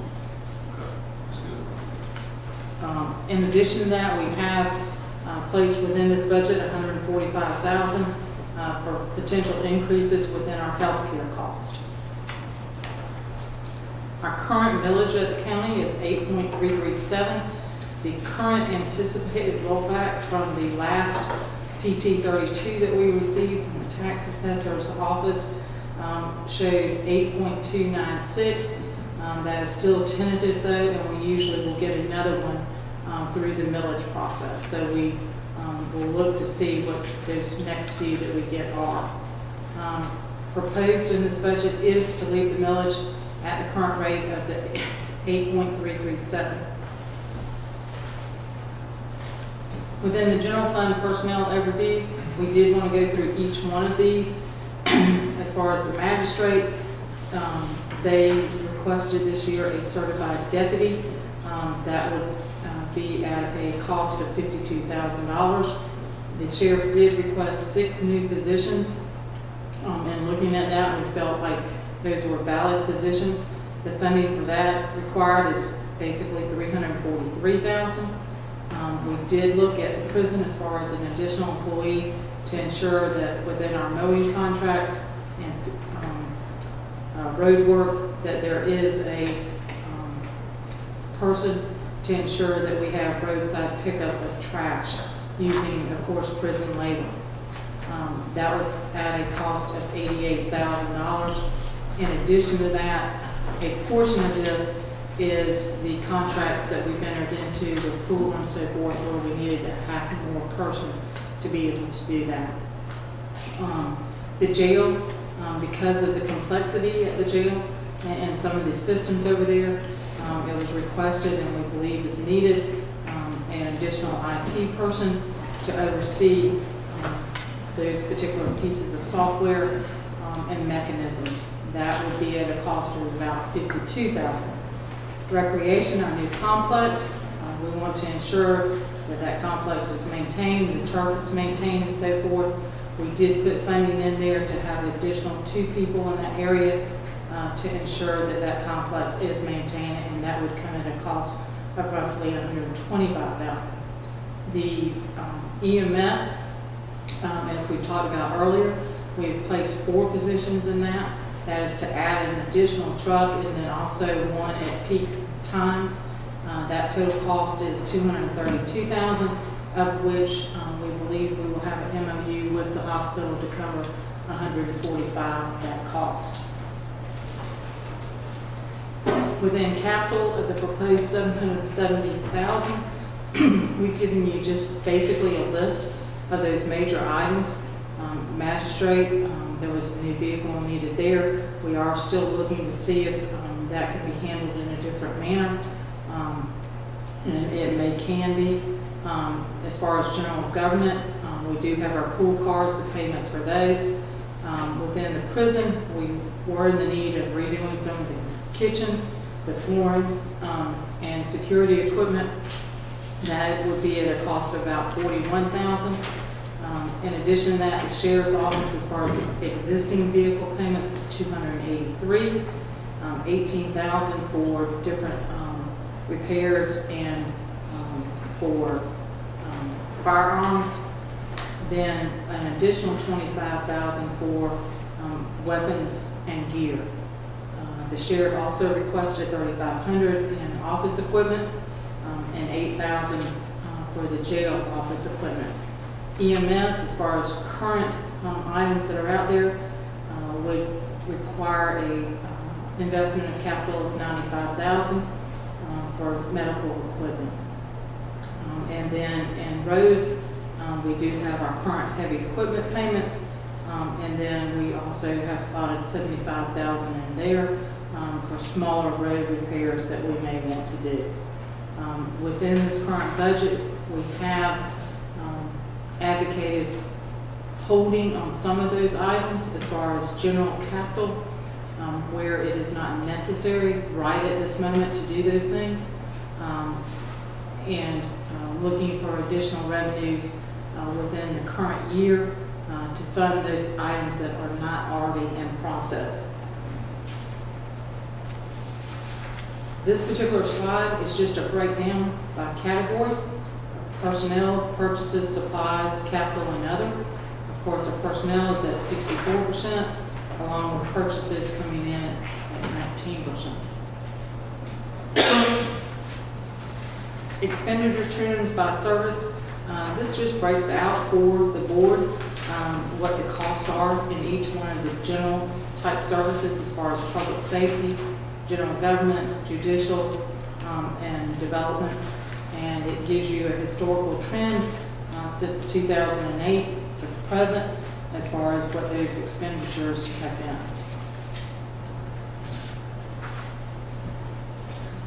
This particular pie chart just breaks up the expenditures within the current budget. And of course, public safety rates at about 44% of our overall budget. General government at 15%, and then judicial at $3.2 million.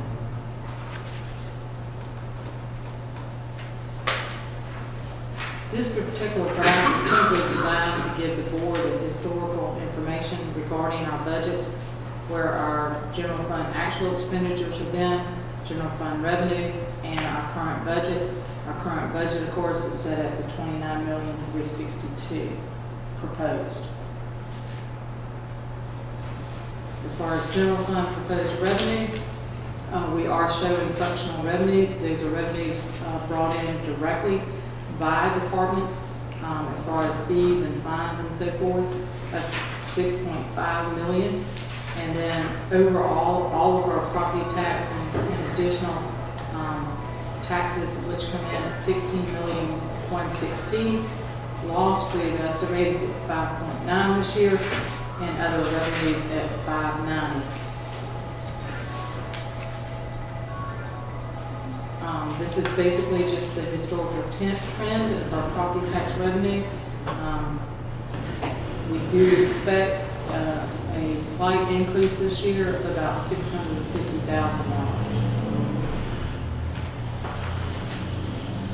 Our projected loss revenue, as you can see, from the time back in 2007, 2008, we decline through 2014-15, and then 2017-18, we are estimating at 5.9. This is a review of the historical millage rates, and as you can see, back in 2006, we were at 9.94. Our current millage rate is at 8.337, and that's where we anticipate being in the current year.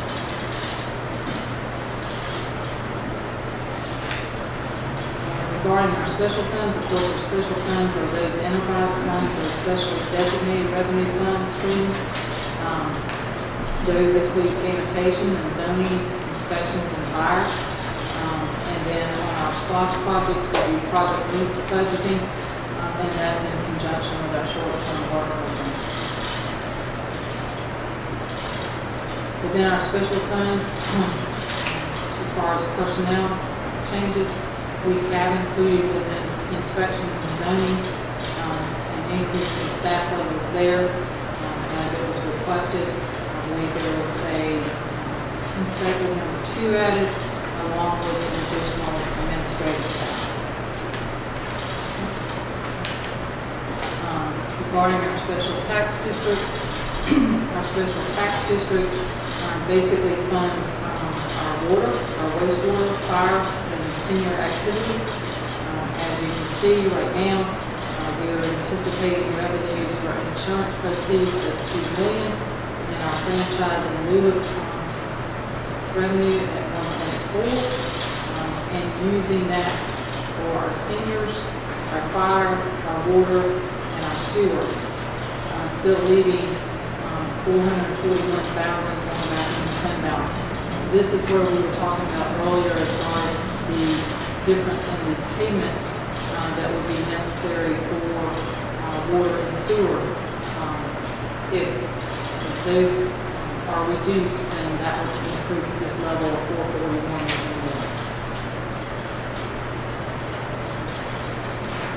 Within fire, accounted by fire, there have not been any changes in this particular fund.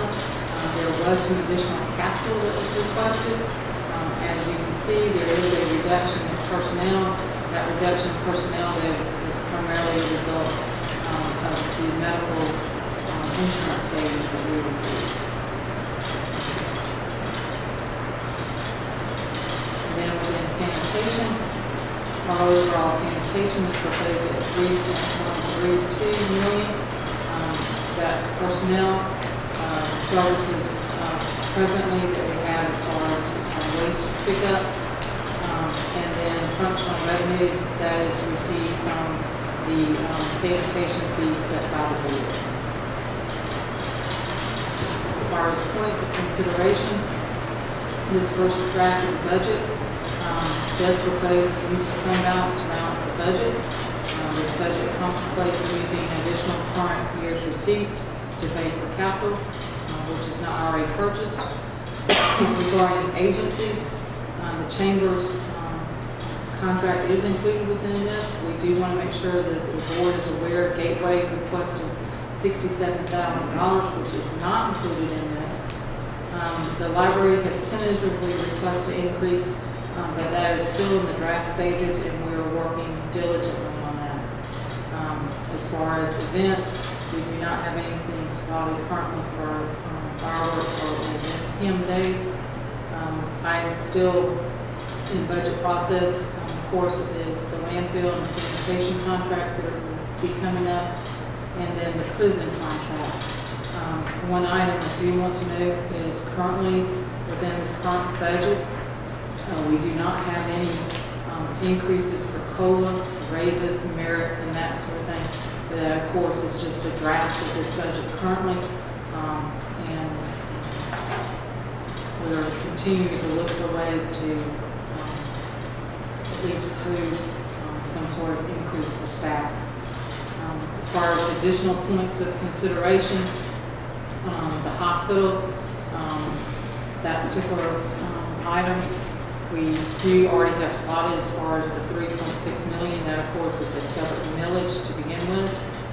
So We are in discussion on fire budgets. We've only received one of the fire budgets, and so we are looking to further those discussions and solidify the current fire budgets with the other municipalities. As always, the short-term work program that is in process, and the current SPOS that is slotted is based on your last approved short-term work program. The tentative dollars for health insurance within the current budget, which is in Department 15, is $145,000. And of course, the board sets the millage at some time after the Board of Education adopts theirs, which is usually somewhere after June 19th. And as we go through this budget in the next two sessions, we of course will be discussing fire fees and sanitation. One item we did put in here so that the board is aware is this is the last county digest the tax assessor has posed to us. It's at $1,684,720. And then, of course, the county millage will be set once the Board of Education has set theirs, and we've already scheduled a calendar that has been approved by y'all to set the millage, which generally happens somewhere between July and August.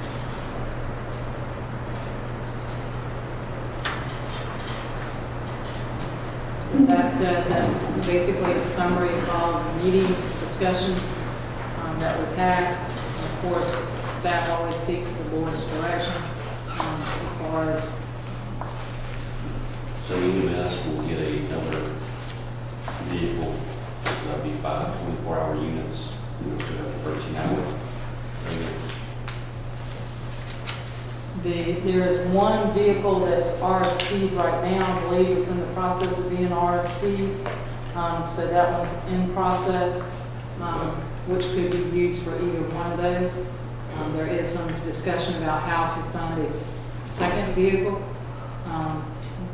but we will still have to go through and acquire a vehicle and MOU with the Hospital. Yes, sir.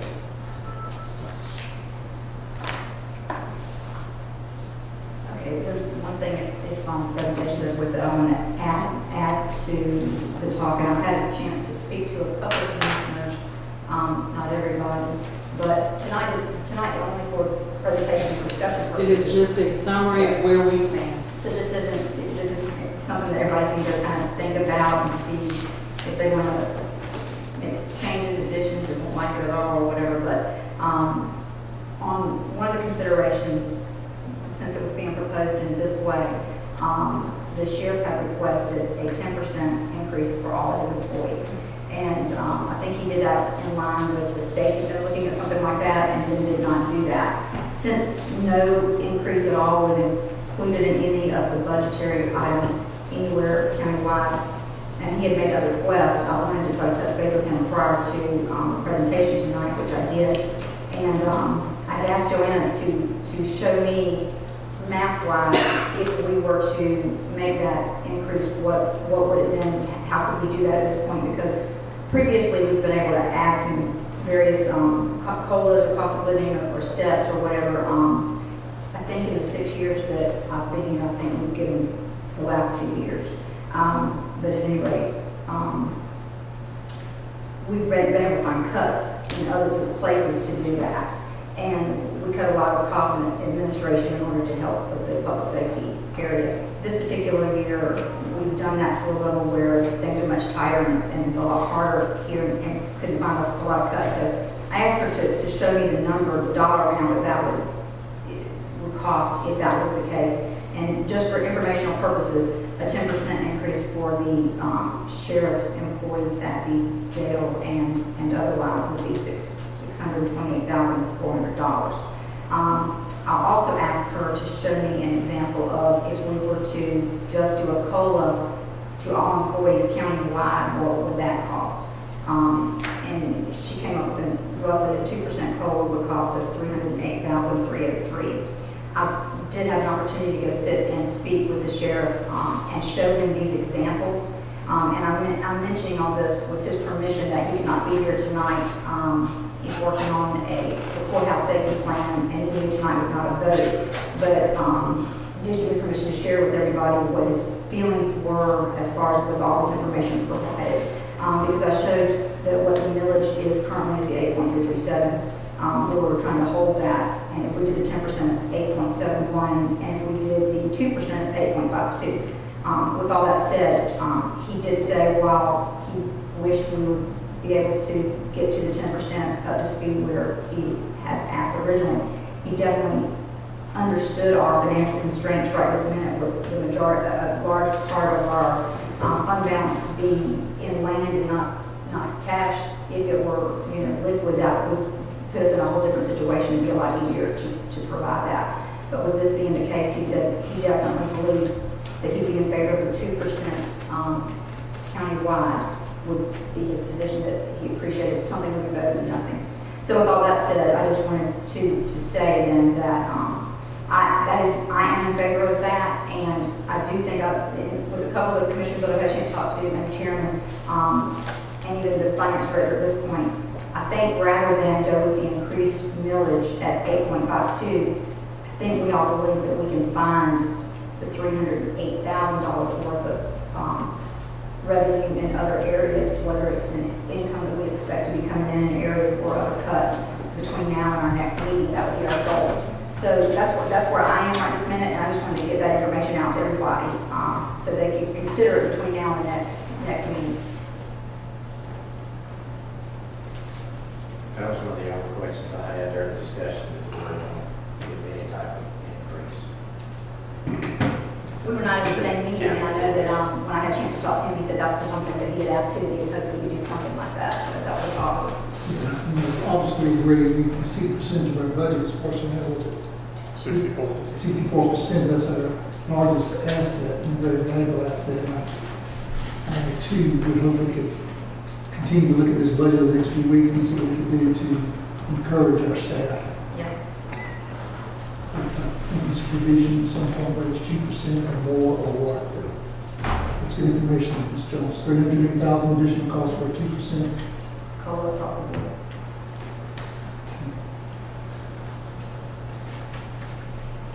And let me quantify that, that's in the general fund, okay? Of course, would be for each special fund that holds. It's just general fund. Correct. Yeah, we have different implications in the special district funds, which we don't already produce a positive revenue over our expenditures, so that's something that we need to look at those numbers too and see how that impacts things as well. I don't think it would be as complicated within those funds to get there. What was the personnel on the special district funds in here? Remember off the top of your head? Say What that was the one more personnel time. cost? The personnel cost, I'd have to add up each one of the funds, but I if you look at page, total in there, didn't you, Ray? yeah, if you look at the page that's just before the special funds, I believe it's page, it's labeled as S2 under special funds. There's one section that's departmental totals, and then it says personnel's on S3. Overall, the total budget of all those funds We can look at it, that's fine. is 3.7. 2.7 million. Yes. So 2% of that would be another, The largest being, of course, fire, and then inspections and zoning. 2% of that would be another $60,000, so 2 to 3 million, so right? 3 million times 20.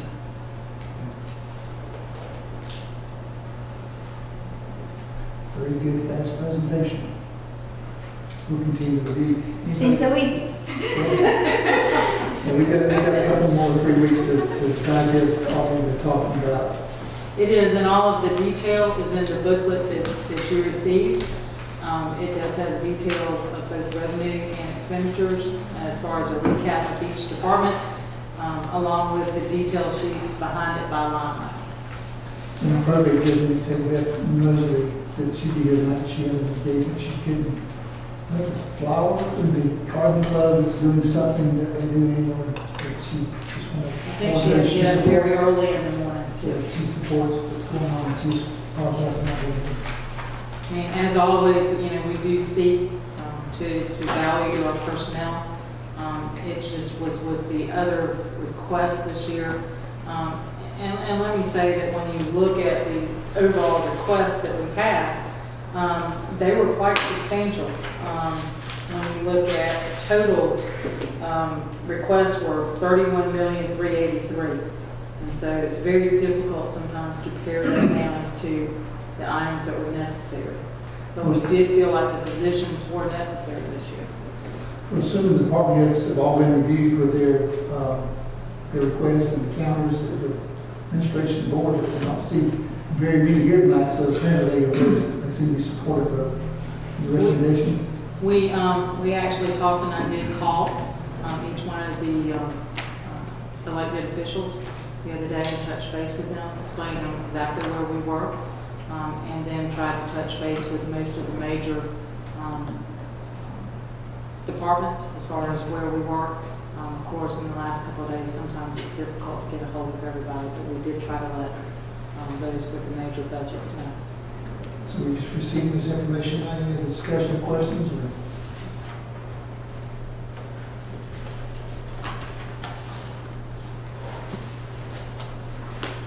Thank you very much. We're ready to move on to item number 4. Consideration to approve a resolution of surplus of a property located on Highway 21 South. Good evening, Fiona Charlton, purchasing agent. From time to time, the county has broken, unused, damaged or extra inventory, and in order for the county to properly dispose of these items, they must be declared surplus in accordance with OCGA 36-9-2. This resolution consists of land, the proceeds from which will go back into the fund which was used to purchase it. Staff recommends alternative 1, board's approval of the resolution of surplus.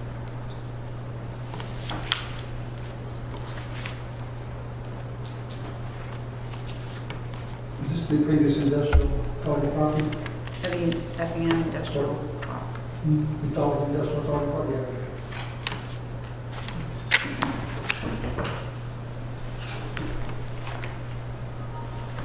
Any questions for Ms. Fiona, discussions?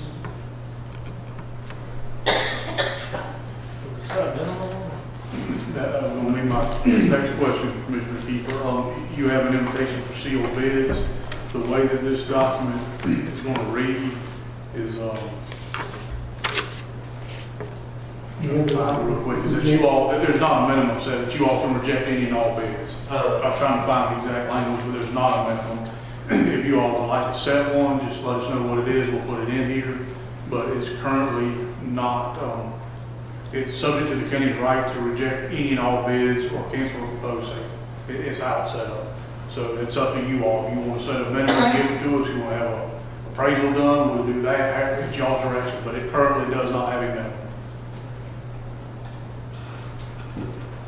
I don't know that I see the need unless someone else has for appraisal, if we have the right to accept or reject any and all bids. Correct. The only thing that I'm looking for is consistency, that we stay consistent, like we don't half the time get it right, half the time not. Do you know what I mean? So that it doesn't work with doing any kind of favoritism. So we've not got an appraisal here? No. We need to get rid of it, we didn't even know we owned it. I'm in full agreement that we need to sell every piece of land at a reasonable price that we own, that we're not planning on using, period, for sure. So Prime buy a example. smart thing, get it off our tax, get it off the rolls where it's not being taxed, and let somebody pay property tax, sales tax, absolutely. everything We else. rezoned one tonight to commercial. And I guess I'd be more interested to make sure that, to your point, make sure it's fair and consistent, that it's well advertised. Yes. Because that's how you get a willing buyer and a willing seller, and everyone has an opportunity. That's when we have our appraisal, will be through that process. So we make sure it's ample time for advertising, ample time for, what are the avenues? We usually advertise in the Savannah Morning News, the Effingham Herald, the Georgia Department of Administrative Services, and the Georgia Local Government Access website. And we advertise for 30 days, is that right? We can advertise for as long as you like, if you like it, but I don't know if there's any What's typical? typical on 30. land. 30 Yeah. days. You said it was on our website as well? Oh, yes, yeah, and it goes out to all of our vendors through vendor registry, everybody that's registered to receive that type of bid. Would it be wise to maybe contact the other municipals in our area and say, would you please put this on the website, and if they can do that? Is there anything I can ask them if you want me to. against that? Just more See opportunity. if they- But that's the key, is the more opportunity for everybody to know that we are surplusing and receiving bids on this property.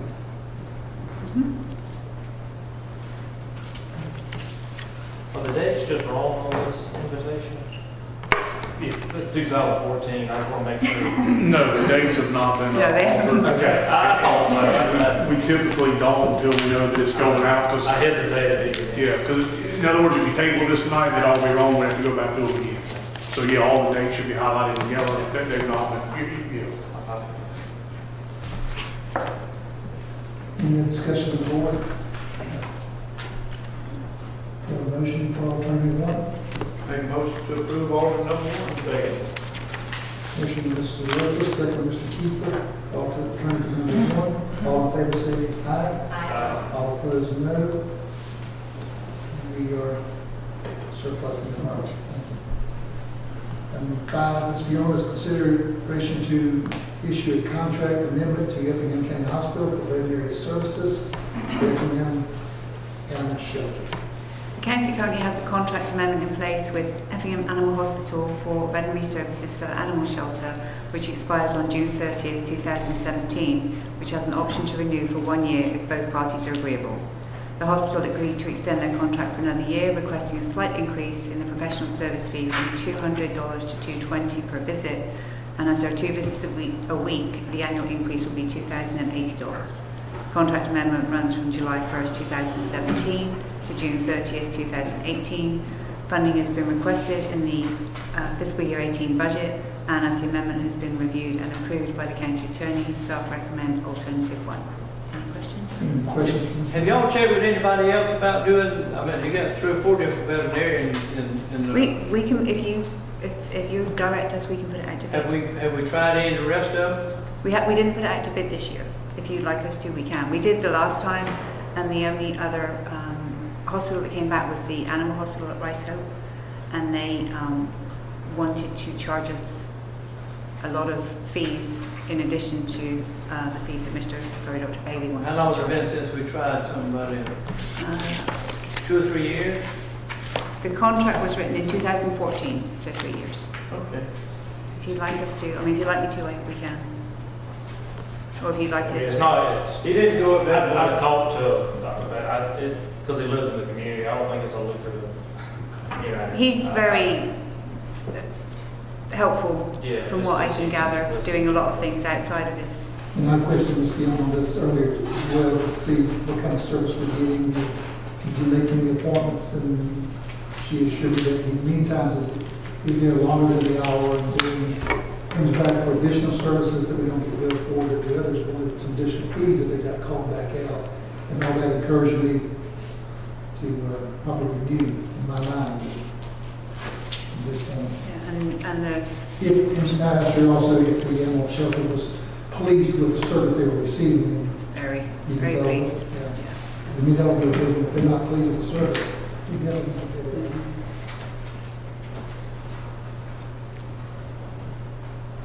So do you want to rebid it? Do you have a motion for alternative number 1?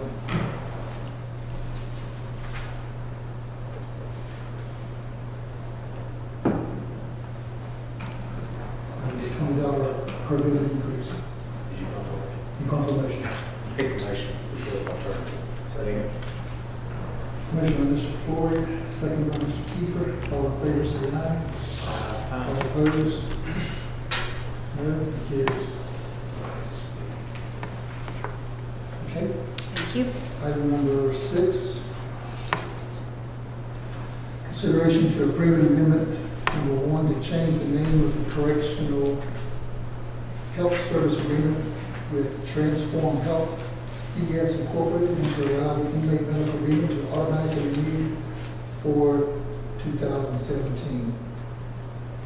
The board has an agreement in place with Transform Health CS to provide inmate medical services excuse me, for prison and jail inmates. The agreement runs April 1st, 2015 to June 30th, 2016 and allows for 5 automatic annual renewals unless a written non-renewal notice is issued 30 days prior to the end of each term by either party. This amendment will be the second renewal. Fiscal year 17's fee was $245,140 and per the agreement there will be no increase for fiscal year 18. Transform Health have joined forces with Correctional Medical Group companies and as such have changed their name to Southeast Correctional Medical Group. This amendment will officially change the name on the agreement. The agreement can be terminated with or without cause by either party with 30 calendar days notice, and as funding has been requested for fiscal year 18 and the County Attorney has reviewed and approved the amendment and the agreement, staff recommends alternative 1. Any questions? The original agreement was for 1 year as well, or 3 years, did you say? We changed it last year. We had a contract with them for 3 years and then it was changed, I believe, last year. So a 3-year contract, 1 year beginning. Oh, actually, it went 2015 to 2016. I think they had it for 2 or 3 years before that. But I can't remember why we changed it last year, but we changed it last year. You changed the price last year, or just the renewal with the increased price, or? I think a bid document should be there, trying to figure out when was the last bid. When was the last bid? Do you have the number of the, and I'll be able to tell you? Yeah, RP 1262-001. 2012. Okay. So they went 12 Last bid 2012. And the price today is how much? 246? That's all? 245,140.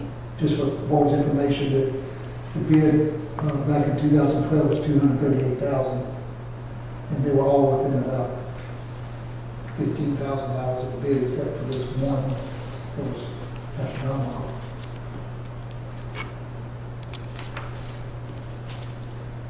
Any questions or discussions from this morning?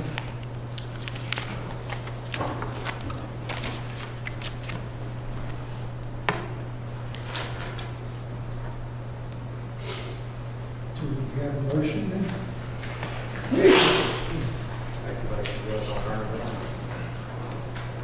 Floyd, the motion for alternative 1, do I have a second? Second by Ms. Jones, all in favor? All opposed? Okay. Thank you very much. Thank you. Budget amendment. Consideration to approve a budget amendment for the 16-17 budget.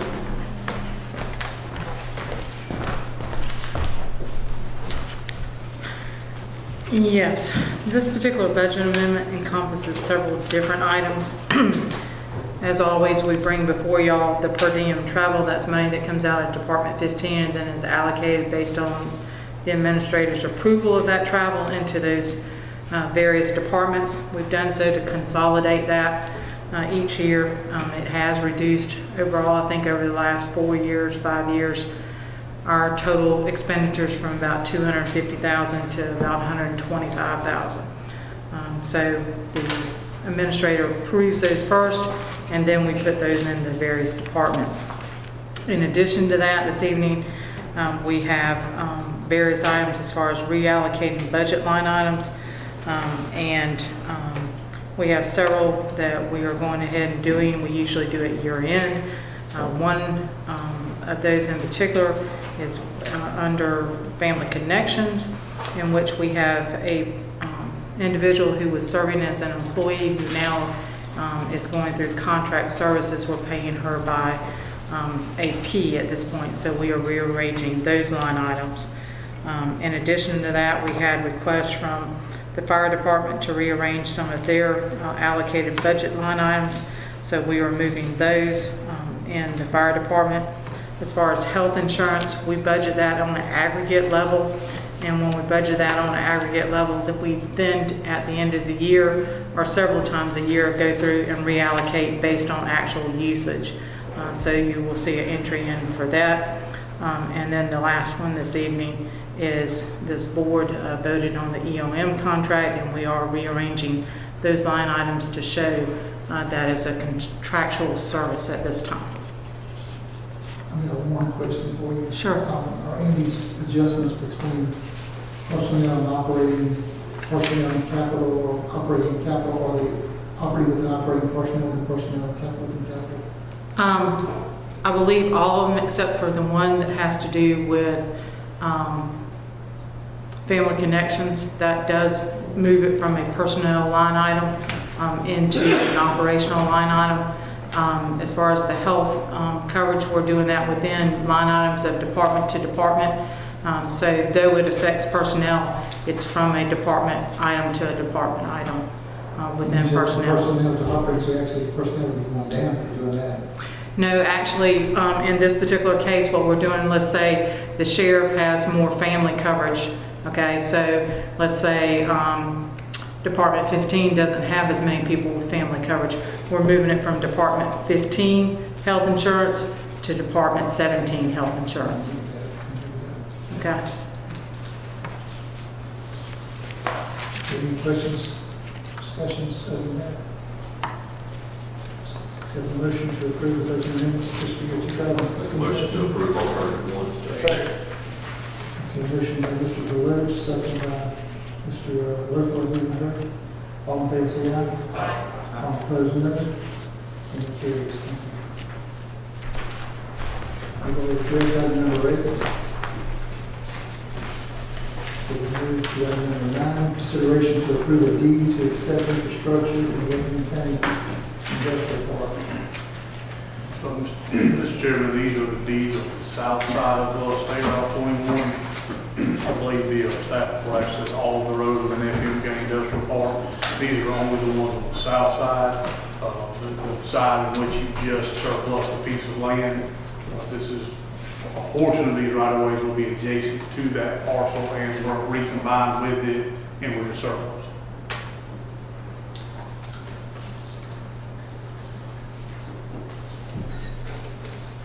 Any questions from Mr.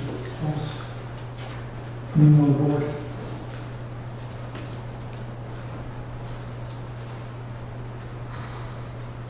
Any question, any discussion? Have a motion? Make a motion to approve alternate number 1. Motion by Mr. Lippert to approve alternate 1, second by Mr. Floyd. All in favor, say aye. Aye. All opposed, no. And it carries. Item number 10, fees. Consideration to revise the Effingham County schedule of fees.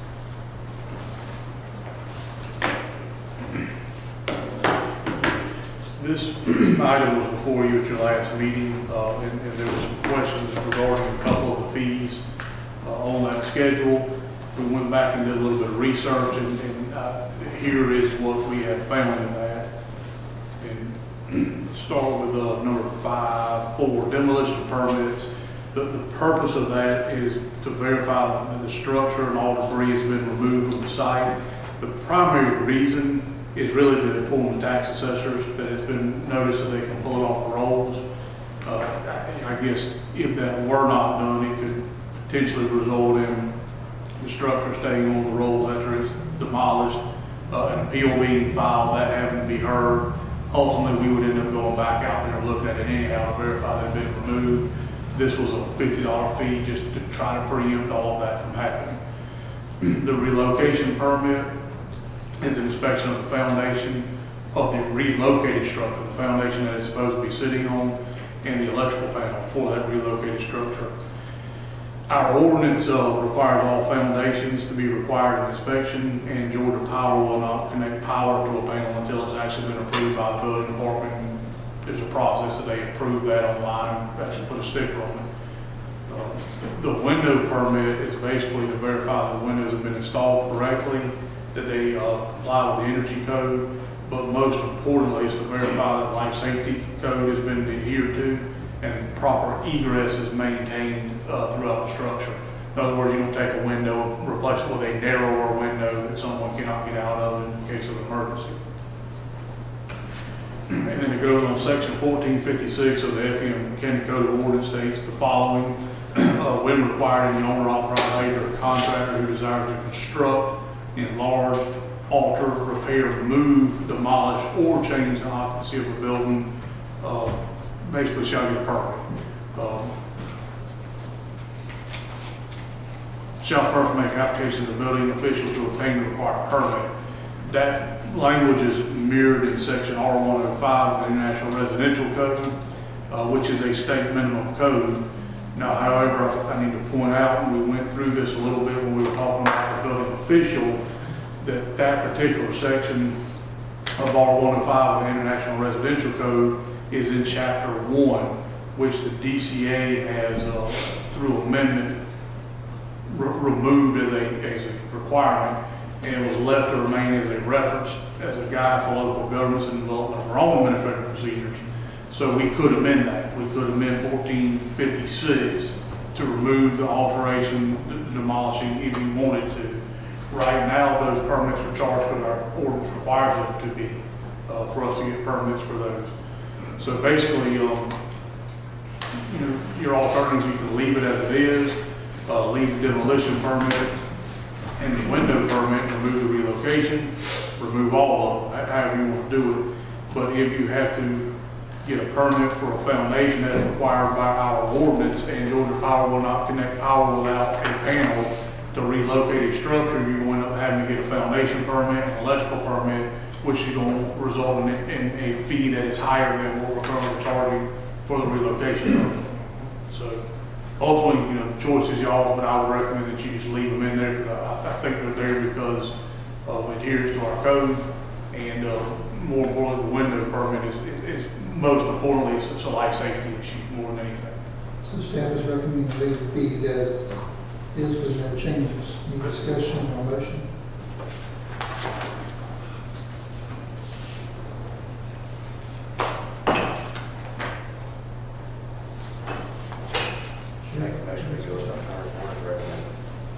Motion by Mr. Floyd to approve alternative one is recommended by staff. Second. Second by Mr. Deloach. All in favor say aye. Aye. All opposed, no. And it carries. Item number 11, consideration to approve to reappoint Lucy Powell and Linda Mercer to the Coastal Regional Commission Aging Service Advisory Council. Yes, sir, Mr. Chairman. Ms. Lucy and Ms. Linda are currently on this board, and their term is set to expire on June 30th. I have spoken to both individuals. They are willing to serve. This was also advertised in the paper. We received no additional responses. Staff recommends approving them for reappointment. I'll make a motion to approve the appointees. Second. Motion by Mr. Deloach, second by Mr. Loper. All in favor say aye. Aye. All opposed, no. They are appointed. Thank you. Last item, consideration to approve commissioner travel for the 2017 Lifelong Learning Academy summer session in Pine Mountain, Georgia. I have at least one commissioner, well, two commissioners that are interested in attending this training for a course of board certification. If there's any others, if you could please let me know. I believe we're in our window to have our reservations and registrations done. We have a motion to approve commissioners who would like to attend this training to attend this training, which I guess is an alternative. Make a motion to approve the travel. Second. Mr. Floyd, approve travel as alternative one. Ms. Jones, second. All in favor? Aye. All opposed? And the travel is approved. Reports from administrative staff. Brief reports from administrative staff.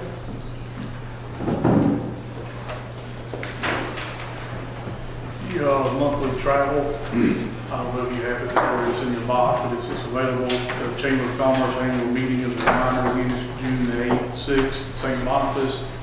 A community leadership retreat will be again this year at the King of Prince, St. Simon's, August 24th and 25th. Coastal Advisory Committee is asking for nominations for a representative, so y'all can work on that. Somebody through. EMS week will be next 22nd, beginning 4 to 7 at the Effingham County Sheriff's Complex. You're going to have and there's sheet in your information there that has all the details of what they're doing, there's a lot of stuff on it.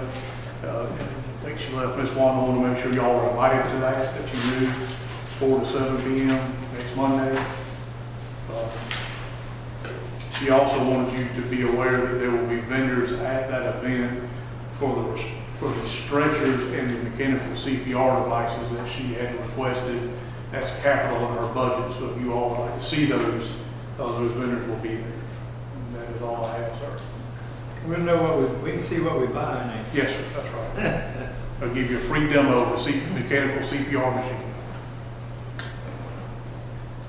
We already approved the travel for the commissioners for the retreat. I'm sorry, Have we already approved the travel? Is that been on the agenda yet? we have not had a deal on the next agenda.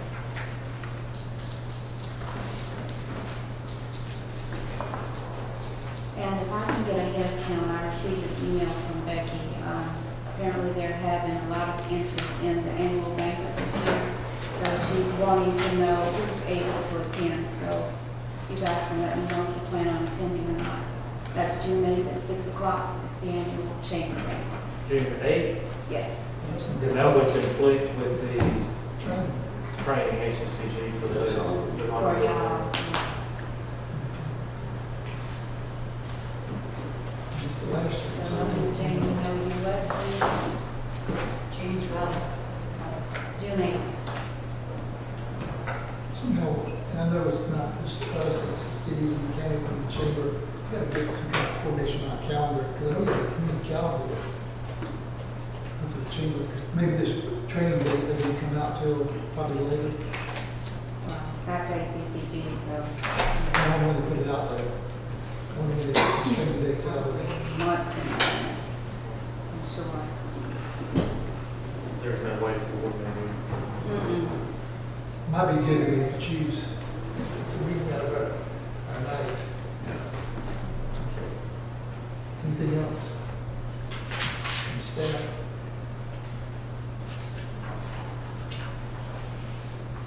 About from anyone on the commission?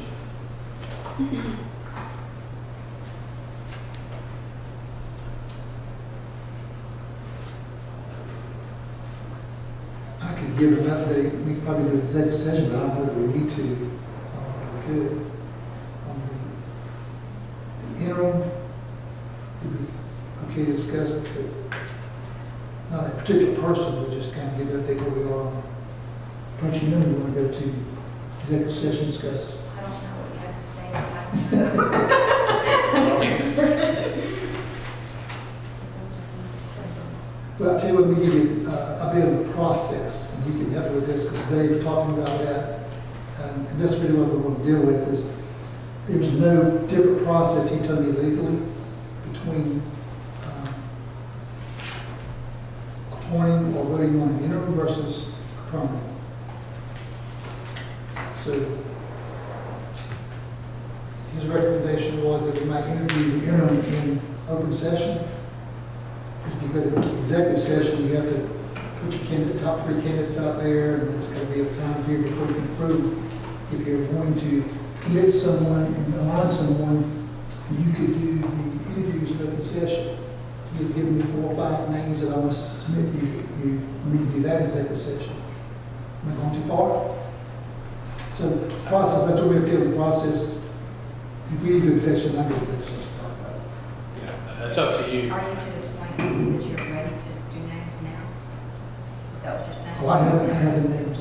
Do you want to look at that this evening? That's what I don't know. Or do you want to wait and save that for the next meeting? But just keep that in mind on the process, that it would go a little quicker if you can make contact to these candidates. And I can submit you the email. I put it in a file in my Once you send us computer. look at it. Well, I send you so I can send you that resumes, let you look at the resumes, and then we can select from those in the next session, That'd be good. the ones we'd like to interview. That'd be And good. if you'd be thinking about maybe interviewing in open session, then you could go ahead and do it a little more rapidly. Because they have an extra limit, but then I can come to July 1. Do we have executive session for any other reason tonight? I don't have a need for one. Okay. That's what I was trying to do, that. Yeah, that's good. Because I always have to go to executive session, and do that, go to the bathroom, those other things. Okay, so everybody, I'll send that to you, you can look over those, and the next meeting, maybe we can decide which terms that we would like to interview. We have a public hearing tomorrow night that, I guess DOT is having this public hearing in this building right here. Yes. And I didn't know about it, probably should know, about it. It's probably on our calendar, and that probably just shot by me. But through emails and phone calls and Facebook, it's about the DRT. Yes. And it might behoove some of the commission, I cannot be there, I'll be out of town, to listen to what that is about. Just making sure that's what it's pretty crucial public hearing. One concern I have is, I'm still in the building, $40 million building out there, and it's pretty well done. They don't have a discharge permit from EPD, and that didn't make any sense to me. So we might want to show what that's in place, see what's going on there. How about an update on where we are on the Addison permit? Is there any update on that? Are we trying to get that permit somehow removed or? Yeah, I spoke to John yesterday. He talked to EPD. He said they were amenable to having a dialogue. He was going to text me the guy's number for me to call him, and he did not do so. So I need to remind him of that. That's all I know at this point. I haven't spoken to the EPD yet. And who was that with? Who did you talk to? John Burns. John who? Burns. Burns. Oh, Burns. Man, I can't hear. All right. We can make that happen. Can we schedule a meeting for, not this week, but next week, and I can be a part of that? I can't. I need to talk to the guy first. I mean, he just told me yesterday who to talk to, and he has not given me his contact information. Okay, he wants us to vote for him, but. Yeah, yes, we can do that. All right, one other item, the sign we voted on last week, I should have this earlier, didn't think so, wrote it down. Have we moved forward? What do we need to do to get that going as far as a company? We need to put out a bid for companies to design, or even hire someone to maybe design a little sign first before we put out the bid? And you don't need to move forward, what's the direction the board has, so we can move forward with the sign? No, it's on temporary permit. I don't think you want to be moving on the sign for recreation park. We approved the name, but do we have anything going from staff on the sign? I didn't realize that you wanted to put out bid. I can do that. Is the facility going to be completed in the fall? Is the facility going to be completed in the fall? Yeah, I'm not sure you wouldn't want Lavender to kind of take a lead, because they've got power and coordinate with the site, you know?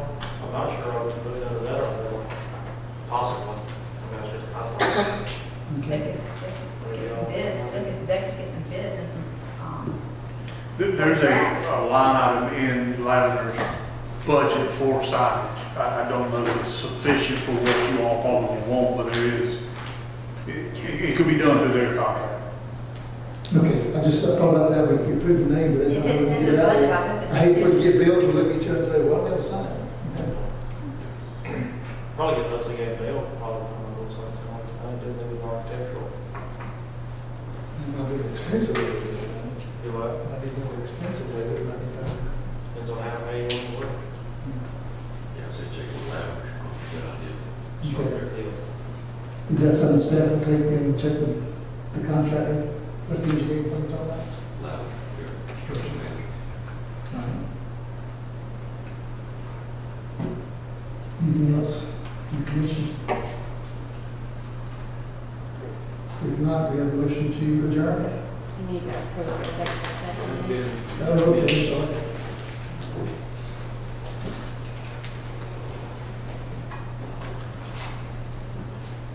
Okay, we have a motion to approve. Motion to approve as presented. Second. First, Mr. Glover, second, Mr. Whitaker. All in favor, say aye. Aye. All opposed?